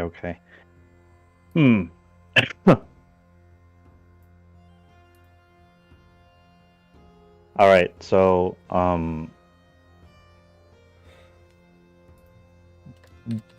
do I feel like Oleg has told me everything, or do I feel like he's still hiding some information regarding the incident? Insight. Yeah, you can do an insight.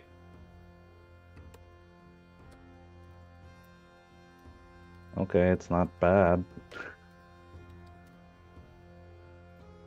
Oh no, the PDFs. Yeah, the PDFs. The mighty runes. The PDFs, the runes that I read don't cover They're this missing other in the village. stories. Don't cover this How's other it village. possible? Didn't we discuss people forgetting things about the stories? Oh, that's right. Yeah. All right. Let's see. It doesn't seem he's telling you at least the truth of his side of the story. Does that make sense? So he's not hiding anything. Yeah. But he told you what he thinks Yes. is true. So he's not necessarily hiding anything, or it doesn't seem like he's hiding anything. He's just telling you the truth that he knows. Right, yeah. Okay. Are there other members of the clan that were with you, Oleg? He looks at you, and as you guys are kind of walking off, and says, "It's just us three. It seemed rather abrupt. It's just Oh. me, Canary, and Burfin here. And there were two others, but they were killed in a skirmish with the eye." I see. At that, I guess, I'll turn to Burfin and Canary. Would there be anything else to this story that you would like to add? Perhaps something strange with either the landscape you scouted or the warriors you fought?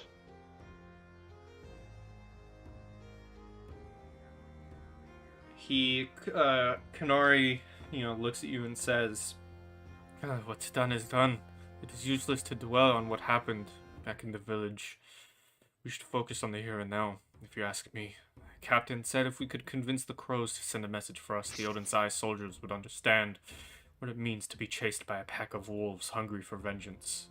And yeah, as he says this, it seems as if he's trying, and this is Canary, by the way, over here.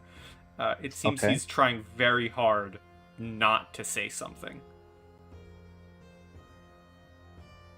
Does he look like pained saying it? Not pained, more like, I'm in the presence of the captain, I can't really say this. You can try taking him to the side and giving me a persuasion to get him to spill his beans. Yeah. I'll try that. You walk him over here. Yeah.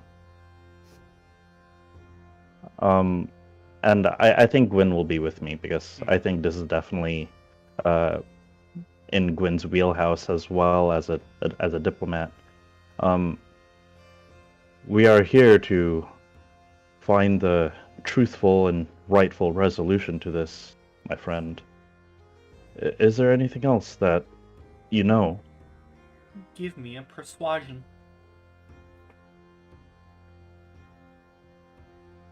Okay, and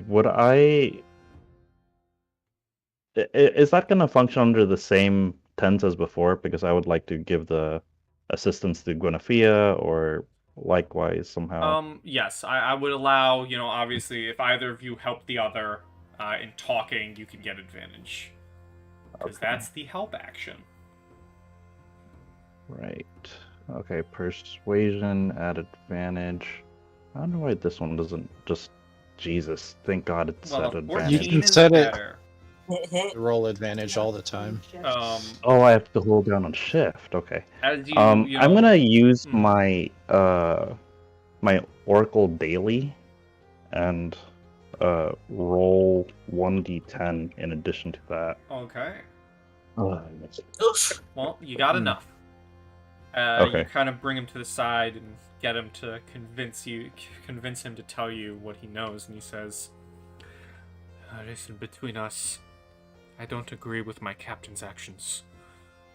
He was too impulsive. He was taunted, that is true, but he was the first to unsheath his blade, starting the fight. If he kept his cool, maybe Tober and Rander would still be alive." And he kind of sinks his head. I understand. Thank you. He walks back and takes his seat back on the barrel that he was previously sitting on.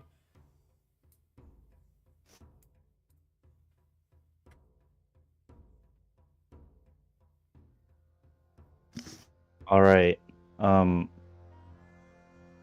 Burfin didn't say anything, right, when I Not yet. asked? Oh, not yet? No. Not Oh, yet. Did he look like he was going to say something? If you go up to him and ask him, he would say, and ask him about the situation, he would say, upon arriving at Mandible, we were shocked. I had never seen so much blood on the ground.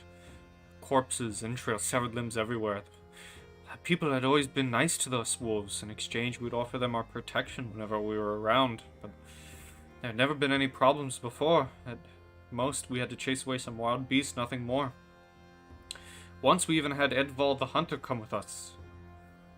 He lives in one of the last huts here in Varmrfors. You can go ask him about the village. Where can I find this individual? In one of the last huts here in Varmrfors. Yeah, I guess I was asking more out of character. Where in the village? Towards the end of the village. Okay. The other side, yeah. Okay, we'll take that as information. Mhm. Yeah, we can go visit this guy and not be like, oh, where is it? Mm-hmm. Okay. He's at the other end of the village. What do you mean you can't find it without a map? Thank you, Burfin. And Anytime. I guess Anytime, brother.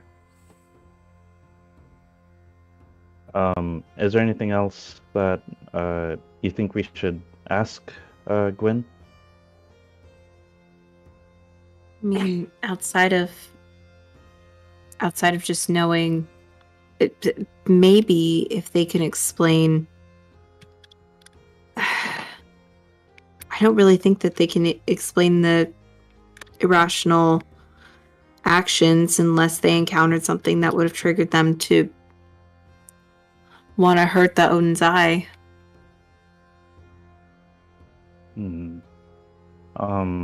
That does make me remember. Burfin, you said you saw the carnage before weapons were drawn. Is there anything strange about the carnage that you remember? Did you find any, or did you spy any warriors' bodies in the mass? We didn't see anything like that.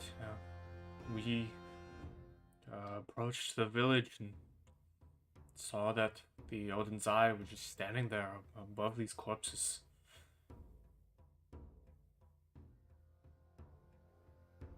I was gonna ask that, but it's good to know that we're on the same wavelength, Astrid. Yep. Then it seems strange that, despite so much gore in the village, that no one seems to have mentioned anything about the garments that the Odin's Eye were wearing. Nothing was covered in blood. Is that correct?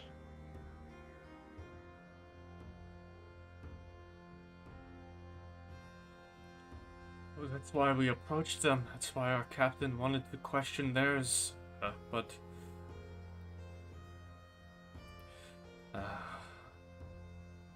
the Odin's Eye.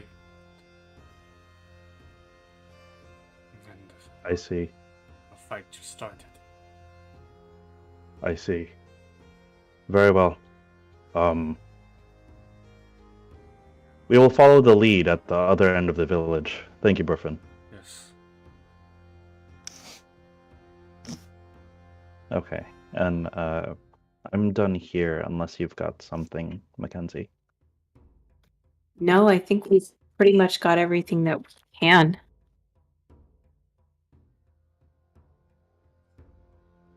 Okay. So did he I guess- confirm that Odin's Eye warriors weren't covered? Yeah. Okay. So Like out of character, it seems like the order of events up to this point is Odin's Eye gets there. They see that there is a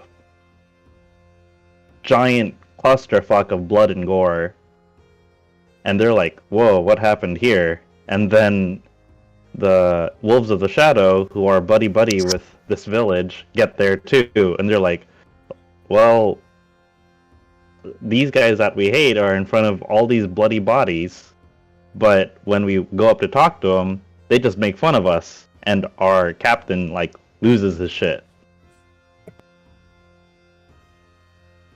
So, it seems like some fault can be attributed to the Wolves of Shadow in this particular instance, but the root cause is still a mystery. If, just for sake of things, if you have no more questions, I'm going to be moving everyone back to the barrel map, which is the inn. Yeah, you can go ahead. And Thank you. as we move back to this image, Astrid is finishing off the tail, and Thule is rallying everyone. Everyone's clapping. Everyone's shouting. how much would it cost to buy everyone in this inn a drink? Well, as you say that, Thule is basically, thanking you for the tale and praising the gods, and he's in such a good mood that he just gives everyone a free cup. Nice. Okay. And then we'll go back to the normal songs that the minstrel plays. Well, I kind of want to talk to him first. You can Maybe he could take a quick five, a tight five. Yeah, I'm gonna keep the music on because it's good. But you can surely talk to Irvin. Because, bards notice everything. Mm-hmm. So I will just plop down on the bench and say, "That was wonderful. You're a fine musician. Thank you." Oh, well, thank you for giving me the opportunity to play something else rather than the usual. Oh, no problem. I know how that goes. So, do you live here in the village, or are you just passing through? Oh, I actually arrived right before this whole situation between the Eye and the Wolves. I was just passing by, but decided to stop to see how it all ends. I usually move from town to town, but looking for this kind of situations, great inspiration for a new ballad or chorus. Oh, of course. The plight of two clans would make for a great song, if you ask me. Well, especially when you consider sort of the mystery involved, don't you think? Give me an insight check, please. Okay.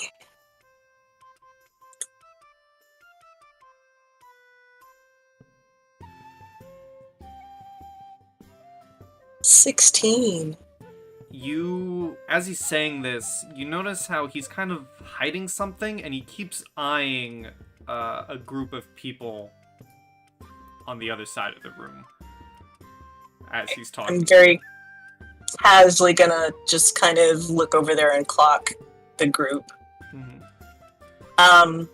So, I agree that this would be a magnificent ballad. What have you heard so far? I'm hearing such interesting things from people. He's gonna take that as like the clue of, okay, you know, and he's gonna say, I've heard that the wolves believe the Odin's Eye soldiers were the ones behind the massacre at the village, and he kind of leans in, whispers a bit more to you. Those two over there, they're up to no good. I've heard them say they hope the wolves in the Eye have another fight so they can loot a few bodies. Oh, have you seen them before? Do you know who they are? I've seen them over a couple days I've been here. Some time I've been here. They seem to just be villagers of this place. But perhaps happy to see the pot stirred, as it were. One could say that. They probably looking for some of those items to sell back to either clan, if you ask me. That adds another dimension to this whole thing, doesn't it? This is quite juicy. I think your balance is going to be wonderful. Thank you. If you ever find me in other taverns, my name is Irvin. As I said, I travel from place to place.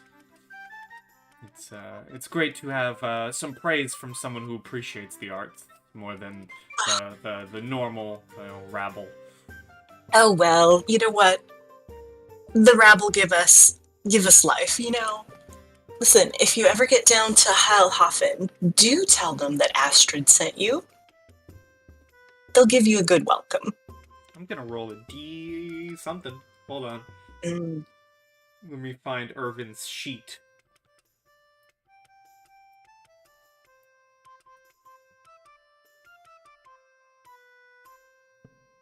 And roll a quick something or other.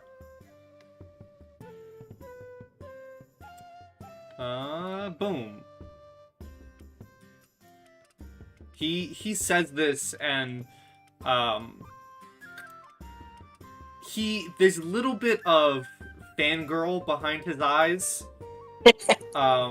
It's not the usual excitement of talking to a princess, but it's more of a, oh, you're the daughter of King Asbjorn. Oh, I've heard your tales all the way down here. You have such a way with words. It's an honor to be having played a song for you and your poems. Oh, that's so sweet of you to say. Really, you've heard of me all the way up here. Oh yes, your tales are brought from the halls of your father's great hall and are told all throughout towns. It's been amazing. You know, I will say I apologize if you don't get this one much, but I'm quite a fan of the one you tell. The one, at least I've heard. I'm sure others have increased the tale over time, but from what I've heard, I've been quite a fan of how you conquered, if you will, those two bear warriors. And gives you a little wink. Astrid just leans in and whispers in his ear, "Whatever you've heard, it's all true." You know, he does like a like a gasp. He's very excited to be here right now. Yeah, it's such a pleasure. Such a pleasure. Perhaps we can perform together again soon. That it would be an honor. So Astrid is going to go ahead and stand up, and is everybody else kind of drifting towards the door? Well, by now you would see Gwen is. would see the other two walking out Okay. of the back room, I should say. Okay. Well, Astrid's just going to kind of circulate through the crowd, saying hello. People are talking, just, giving Tully a compliment about what a great establishment it is, and just kind of be making her way out the door. Not necessarily acting like she's with Gwen and Tobias.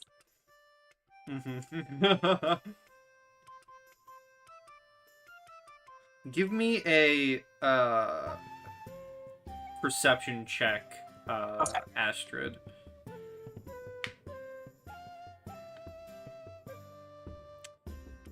That's with a +5. you hear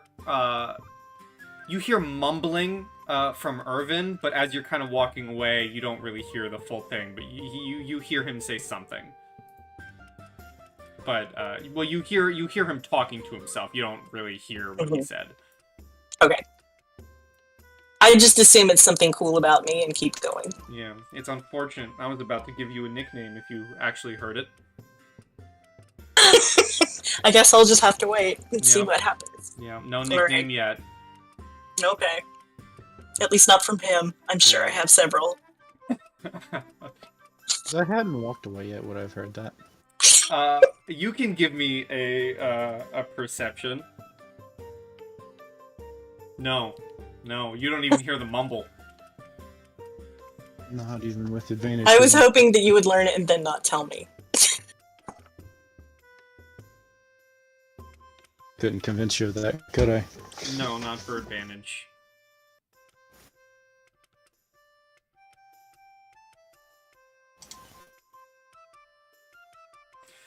What's everyone doing? Heading outside. Yeah. I don't know what I missed. I had to step away.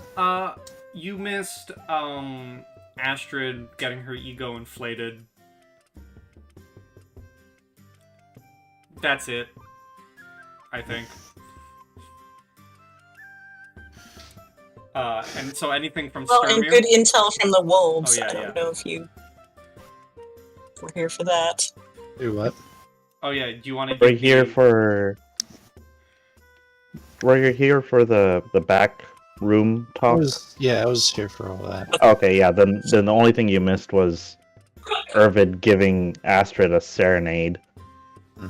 Yep. Alright, so are all of you heading outside?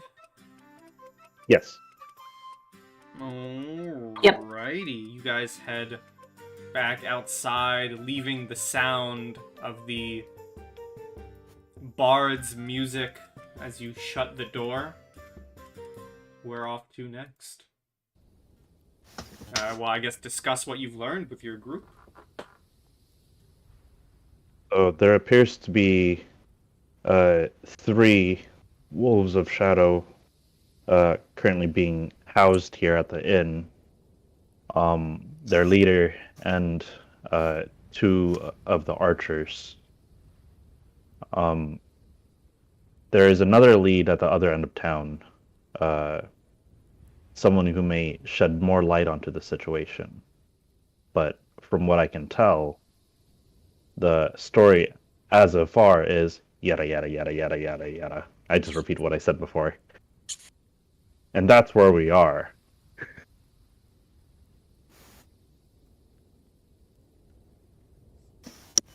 Astrid will tell everybody about the 2 villagers that Irvin pointed out and say, it seems like, at the very least, they would be happy to see some trouble. I don't know if they are involved at all, but I suppose we could find out if they've been talking to either side. I didn't really want to talk to them because I figured if I came over and started asking them questions right after I talked to Irvin, that might cause him some trouble.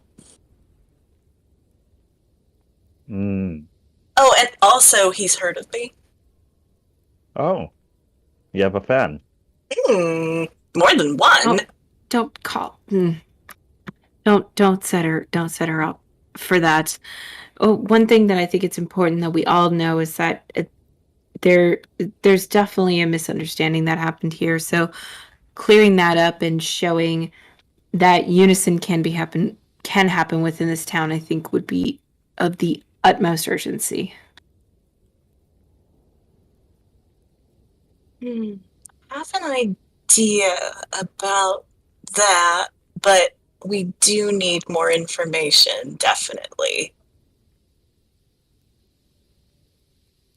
Well, now we seem to have 2 potential leads. I wasn't aware that there was a party that would benefit from the 2 clans fighting. Yes. And they may not be the only 2. Do you think it would be wise if we watched them? I do, and that does make me wonder if someone may have committed this atrocity in order to set off such an event. That is my suspicion. I believe there is another group involved that deserves the blame. Do you think it's a group, or we did just fight a troll king? There are strange things happening, creatures appearing, things that were from old stories. I don't think we should rule that out either. But Well, the Odin's Eye soldiers, as well as I guess this is kind of extrapolating, but warriors from both sides seem to suggest that such a massacre was done by human hands rather than by a creature. all right. So if it was just a single man or woman, such a feat would be frightening and incredible all at once. It But also seems, putting the clues together, that neither side did it. Agreed. exactly. We should probably follow up on this final lead and draw a plan of action from there.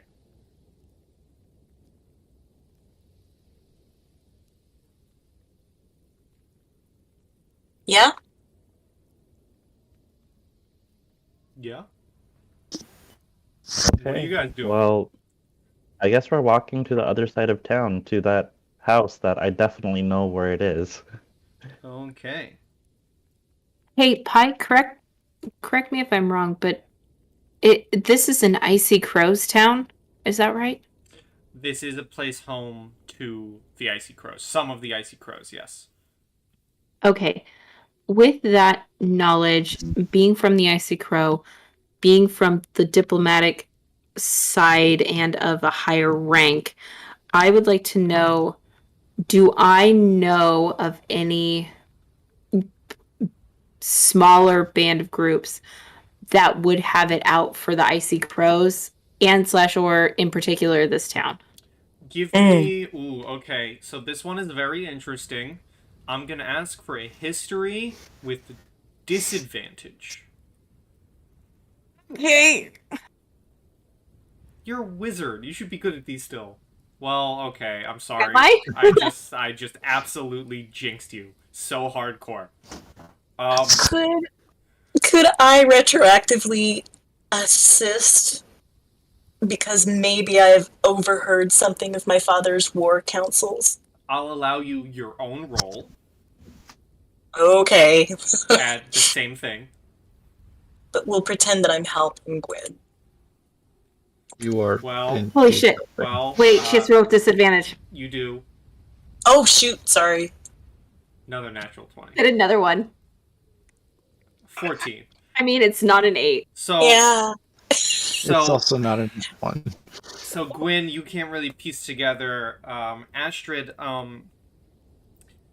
it's hard because there are plenty of people out there who don't like each other. Mm-hmm. You know, you've already encountered a group of cannibals. It could have been them. It could be, you know, that the bear warriors tend to. It's very rare, but you know the bear warriors tend to come down from their mountains to cause mayhem. You know, yes, the wolves of the shadow, they have been attacking Odin's Eye settlements. You know, the Odin's Eye. So it's, you can't pinpoint one down more so than say, well, yeah, everyone's kind of a dick. I mean, apparently there are some people out there who don't like me, so anything is possible. So you're not really able to pinpoint it, but you do know, like, yeah, it could be this group. It could have been this group. It could have been this group. So Right, you know the groups, but you can't put it to any name. Mm-hmm. Gwen, there are so many players out there in terms of disputes and bad blood that I think we're going to have to really question people carefully and see what we can find out in this town, you know? It seems like the biggest thing to point out to everybody within the town is that they both came with one purpose, and that was the desire to protect the people of this town. So while it makes sense that they would be feuding amongst themselves, they both still had a common ground of wanting the safety of these people. With that knowledge, it should be a little bit easier to discuss a possible different target for the rage. Did they come here to keep this town safe, or did they come here for safety? Knowing that the crows won't let them fight here. Wait, did Drape Mandibu? That was a unassociated village with either faction, right? But Mhm. the reason why Odin's Eye was headed there was to address Wolves of Shadow? Or so we've been told. Although I don't think the commander had a reason to lie. It's by during your conversations, it's at this point where you reach the outskirts of the town and you can see a hut off near the edge of the woods. That matches the Wolves of Shadow description to a T. That is clearly it. Obviously so. And you would know. I trust you. Yeah, and as you get closer, this hut has no distinctive features that really set it apart from any other wood and stone hut in the village, if it weren't for 2 reindeer skins drying out on cross poles planted right outside the door. As you draw near, a low growl reaches you from the side of the hut. Your eyes frantically search for this hidden menace, and after a second, you spot a couple of wolves. As you kind of stand your ground and ready to defend yourselves, you see a young-looking man in his 20s with scruffy ginger hair who gestures with a large butcher knife towards the wolves. "Thunder, lightning, stand down!" he orders the wolves, and they immediately lower their ears and put their belly and their chin to the ground, whimpering. It is only now that you realize the beasts are wearing black leather spiked collars. As Edval Norverson is standing there. Okay, I'm just gonna add that name to the notes. I feel like he's gonna be very important. And I can spell the name out for you. I'm gonna see if I got this right. How is my Norse spell? Oh, God damn it. What'd you miss? I used an I instead of an A for Edvil, and I used the F instead of a V. Ah, dang it. And as he's kind Okay. of standing there and you guys kind of suddenly abruptly interrupted, he says, can I help you?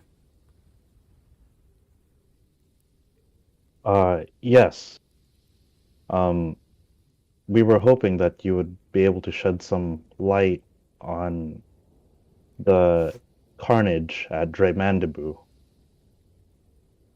We're here to resolve the issue.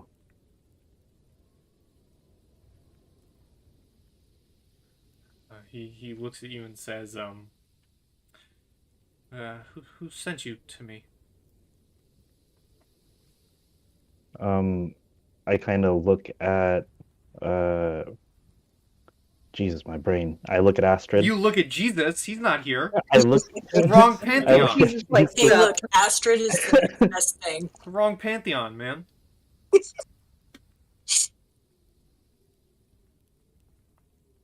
I guess her towards Astrid.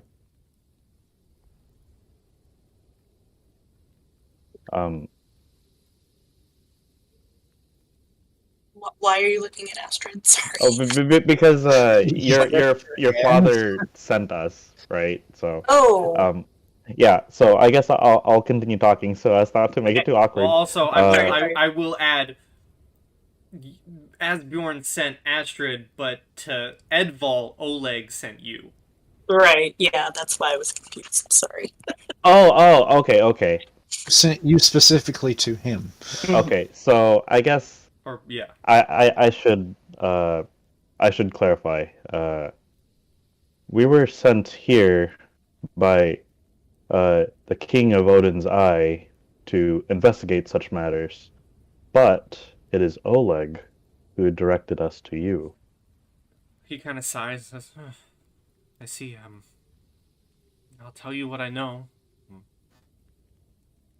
I've known Oleg for some years. He stops by with his patrols whenever he's heading to the frozen wastes beyond the Great Forest. A few times we've gone hunting together, and he asked me again and again to join his patrol.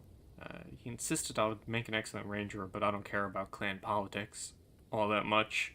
I live for the thrill of the hunt, darting through the forest with my wolves, tracking down bears. You see, he pauses, looking at his own reflection in the sharp knife he's holding. I spoke with Oleg when he got here last week. It had been a year since last time. He told me everything. I'd like to believe him, but something doesn't feel right. Why would the Odin's Eye soldiers slaughter all those men, women, and even the children of the village? I asked Oleg if the soldiers were covered in the victims' blood. I didn't get an answer. Quite the opposite. He went into a rage and almost went for my throat. He even accused me of having turned my back to him and having been corrupted by the Eye. Well, I hadn't turned my back to him, but I have now. I think the Eye soldiers were wrongfully accused just as I was, and I think Oleg caused the bloodshed without a good reason. And I think maybe Oleg is now slowly realizing this too.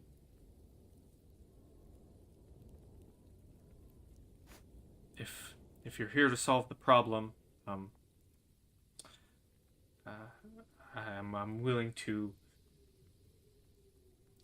No, I'm willing to support the side of the Eye. If you need me to speak with the crows, I will. I have a problem of my own, however, you seem capable of handling, if you wouldn't mind. Speak. It's my wolves. They refuse to leave this hut as if they're afraid of something. I can't get them to move. Perhaps you'd be able to do something yourselves. And if you could, bring them for a walk or something and get them to leave. I'm willing to lend my voice to your cause.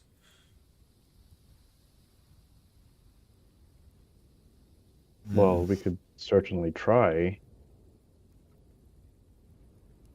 Have they acted like this before?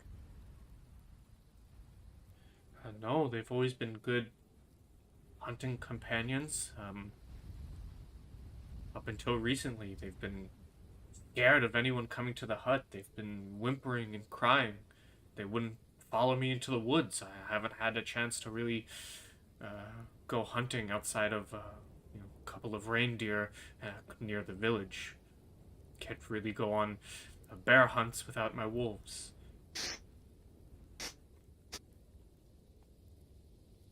Have there been any... Go ahead. Oh no. I don't have a direction yet, but please continue. It's possible that we're gonna say the same thing. Have there been anything that you've been tracking or hearing lately that's out of the ordinary that perhaps has spooked them? Or maybe a certain place when they started acting like that. Mm-hmm. I'm not too entirely sure. I know the last time when, as I said, when Oleg came through here, my wolves went to defend me. They snapped at him, but that would just be loyal animals. I don't think that would mean anything. The way they acted when we approached, I'd say that's probably just their reaction to outsiders they don't know.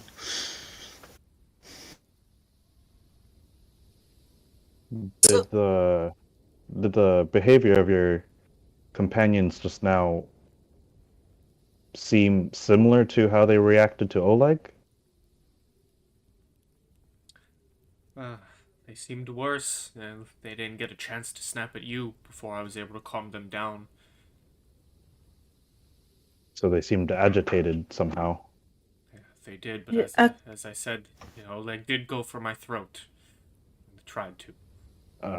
I see. You know it, Oleg, well, correct? I thought I knew him well.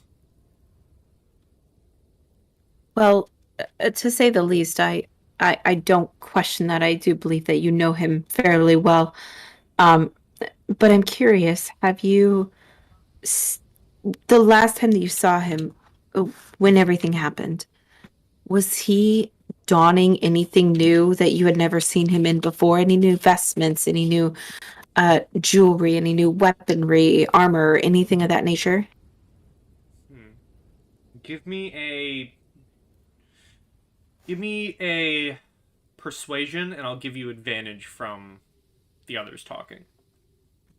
Awesome. Good question.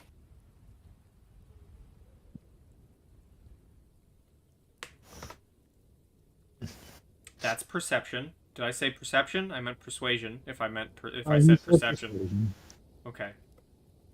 I'm just making sure. Because that was definitely a perception. But that's not all too bad. That Uh, that's pretty on. he says, nothing I can remember. He looked like himself.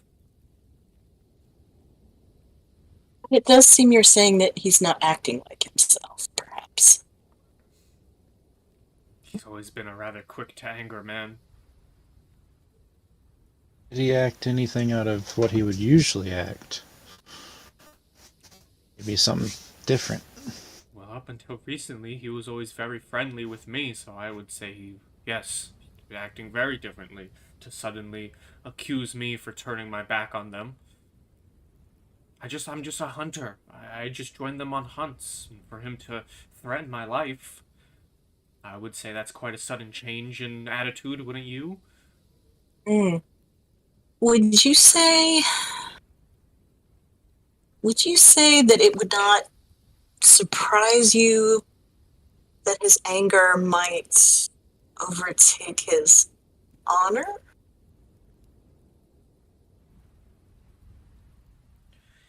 I've always known him to be an honorable man, but accusing me of turning my back on them when all I've been has been a simple hunter for them doesn't seem all too honorable to me. It's distressing. And if he, like I believe he has, if he did murder all those people, then there's no honor in that man. So you would go so far as to say that you think he committed the crimes as opposed to just falsely accusing the eyes? I would, yes, and if I were to be brought before the crows, I am willing to testify that to them as well. But you don't have any solid proof of that. I do not know, but other than his change in attitude and sudden aggression. Those are definitely notable. Hi, would you allow me to circle back to if he was wearing anything different and roll a persuasion? Sure. And you can do it with advantage. No. That's not much better. No, not at all. And he would say, and as I've said, I've known Oleg for years. I've been hunting with him for years. This sudden change in attitude and anger, sudden accusing of the eye when he didn't even answer my question. When I asked him if the eye were covered in the blood of the people, he went for my throat. That surely has to say something. What about him? Was he covered in blood when they came into town?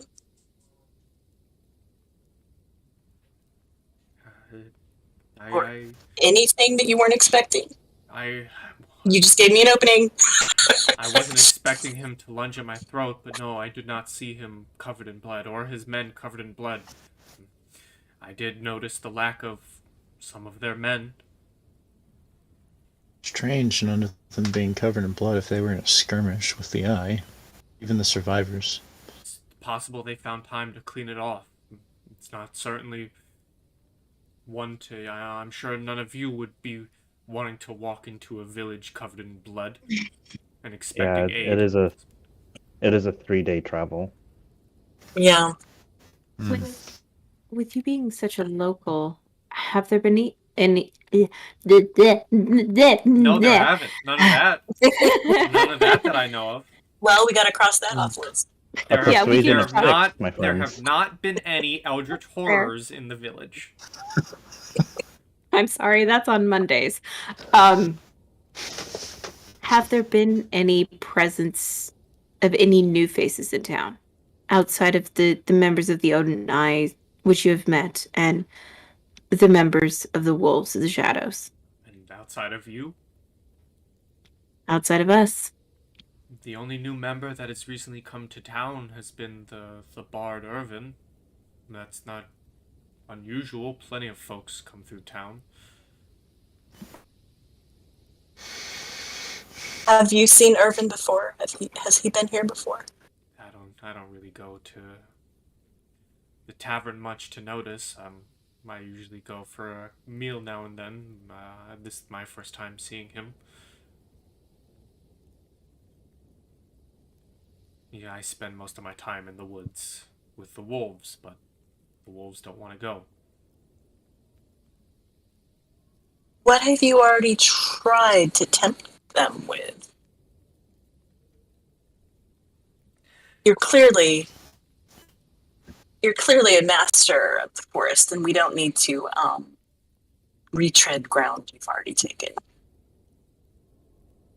I've tried everything. I've tried meat. I've tried calling them with a whistle. I've tried petting them. I'm out of ideas, and that's why I'm asking you new faces. Perhaps you know something that I don't on how to handle animals. I do have one idea. It is very unorthodox, but you said before that you and these wolves, Thunder and Lightning, you three seem to enjoy the hunt more than anything. Is that correct? yes, that's true.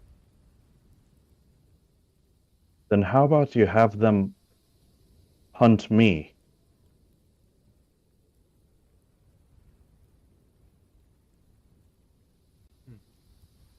Give All our me, jaws dropping. give me an animal handling check with advantage. Okay. All right, Loki. You want to see these wolves attack me? Huh? Huh? Yeah, he friggin' does. Mm. Lucky Uh, is always one.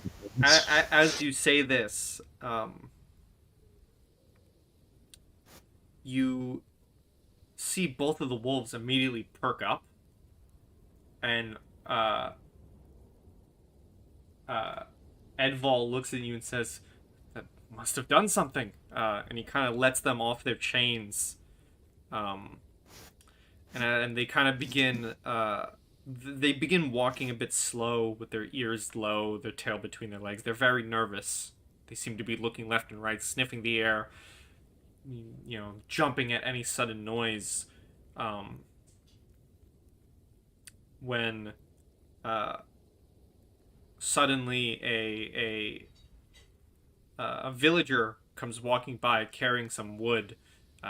You see them trip. They drop their bundle, making a lot of noise. The wolves turn towards this man, growling, visibly scared. You kind of turn around and assess the scene. You see 4 or 5 people that were also passing by in the town have witnessed the scene, start mumbling, "Oh, those wolves are no pets, they're dangerous," and stuff along those lines. You may give me another animal handle at advantage to try and calm the wolves, and then if anyone would like to try persuasion to calm the crowd, or to convince the crowd that these are just scared animals, you may do so. I would be happy to work on the crowd. Okay. I'm gonna try to shush them, but I'm gonna kind of whisper a small prayer. It doesn't have to apply to this one, but it feels like calling upon a god of the hunt certainly would help in this situation. And I think that is Freyr, correct? Yes. Okay, Indeed. so I will say, Freyr, your kinsmen, your children, your hunting companions are in need of your guidance. Please assist me. Okay. Okay. Persuasion from Astrid. Right? Okay, okay. I'll also be calming the crowd or trying to. Well, Astrid gets it. You're able to convince the crowd these are just scared animals. No need from you, Sturmir. And you're able to calm down the wolves, Tobias, and Edval says, "Perhaps we can go back to the original idea now that they're a bit more willing. Maybe hunting isn't the best idea. Would you be willing to take them for a walk with me just to make sure they seem pretty receptive to you, Bunch? Perhaps you could just be with me as extra security and insurance, if you will, if anything were to happen. You can help me calm them." Yes, of course.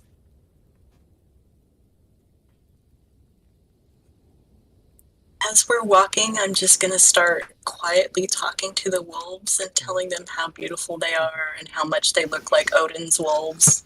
As you're telling this to the And wolves, do a little, poem from the Edda about the wolves.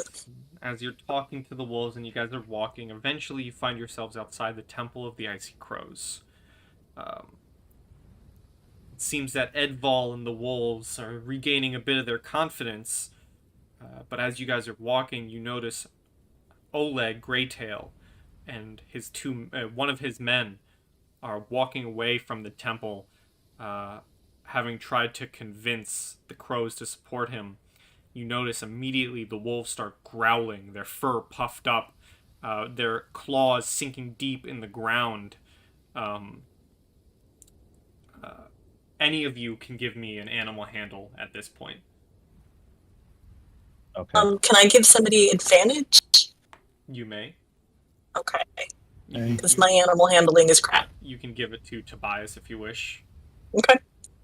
Yeah, I'm gonna. Yeah, that didn't go well. So Tobias, you'll have advantage on your animal handling. You can immediately see, and you can relate to this group. The wolves are very disturbed by Oleg's presence, and Edval, seeing this, shouts out at Oleg, "My wolves haven't forgotten how you behaved last time we met." And as he shouts this, Oleg, surprising your group, but also you notice the companion he's with. Oleg responds with a returning snarl, this rage-filled snarl, as his companion jumps back a little bit and looks around for a moment before putting his hand on his sword. All of you can give me either a nature or an insight check as they walk away. Fucking finally, Gwen. Jesus. The rolls tonight suck. Tobias and Gwyn, both of you realize the wolves are behaving as if defending their territory from a rival. They growl to appear aggressive when they're actually scared. I will need all of you to roll animal handling again. Can I give advantage again, or You can give advantage. Who do you give Okay. it to? I'll give it to Tobias again. Okay. Gwen with the 17. Damn. Good, because Loki thought it would be funny to tickle me. So with 17, you're able to calm the wolves with Edval, and the wolves are still growling as Oleg walks away, kind of annoyed, and Edval looks at you and says, "Well, I think this may be the best we're going to do for today. I thank you for helping with Thunder and Lightning. If you come to a conclusion with who you want to side with, I'm willing to support the Eye." Thank you. Thank you for help with my wolves. If you need anything else, I'll be at my hut. And he says, "Thunder, Lightning, come." And they kind of trot behind him as he begins walking back to his hut. Whether you follow or you guys are standing there outside of the temple, we're going to fade to black as we end it there for tonight's session. Man. As you have completed the side quest called Follow the Pack Leader. Oh, Yep. That Okay. is where we shall end for tonight. Everyone, thank you for playing. Say goodbye to YouTube. Goodbye, YouTubes. Goodbye, YouTube. See you next time on our trek to the end of the world.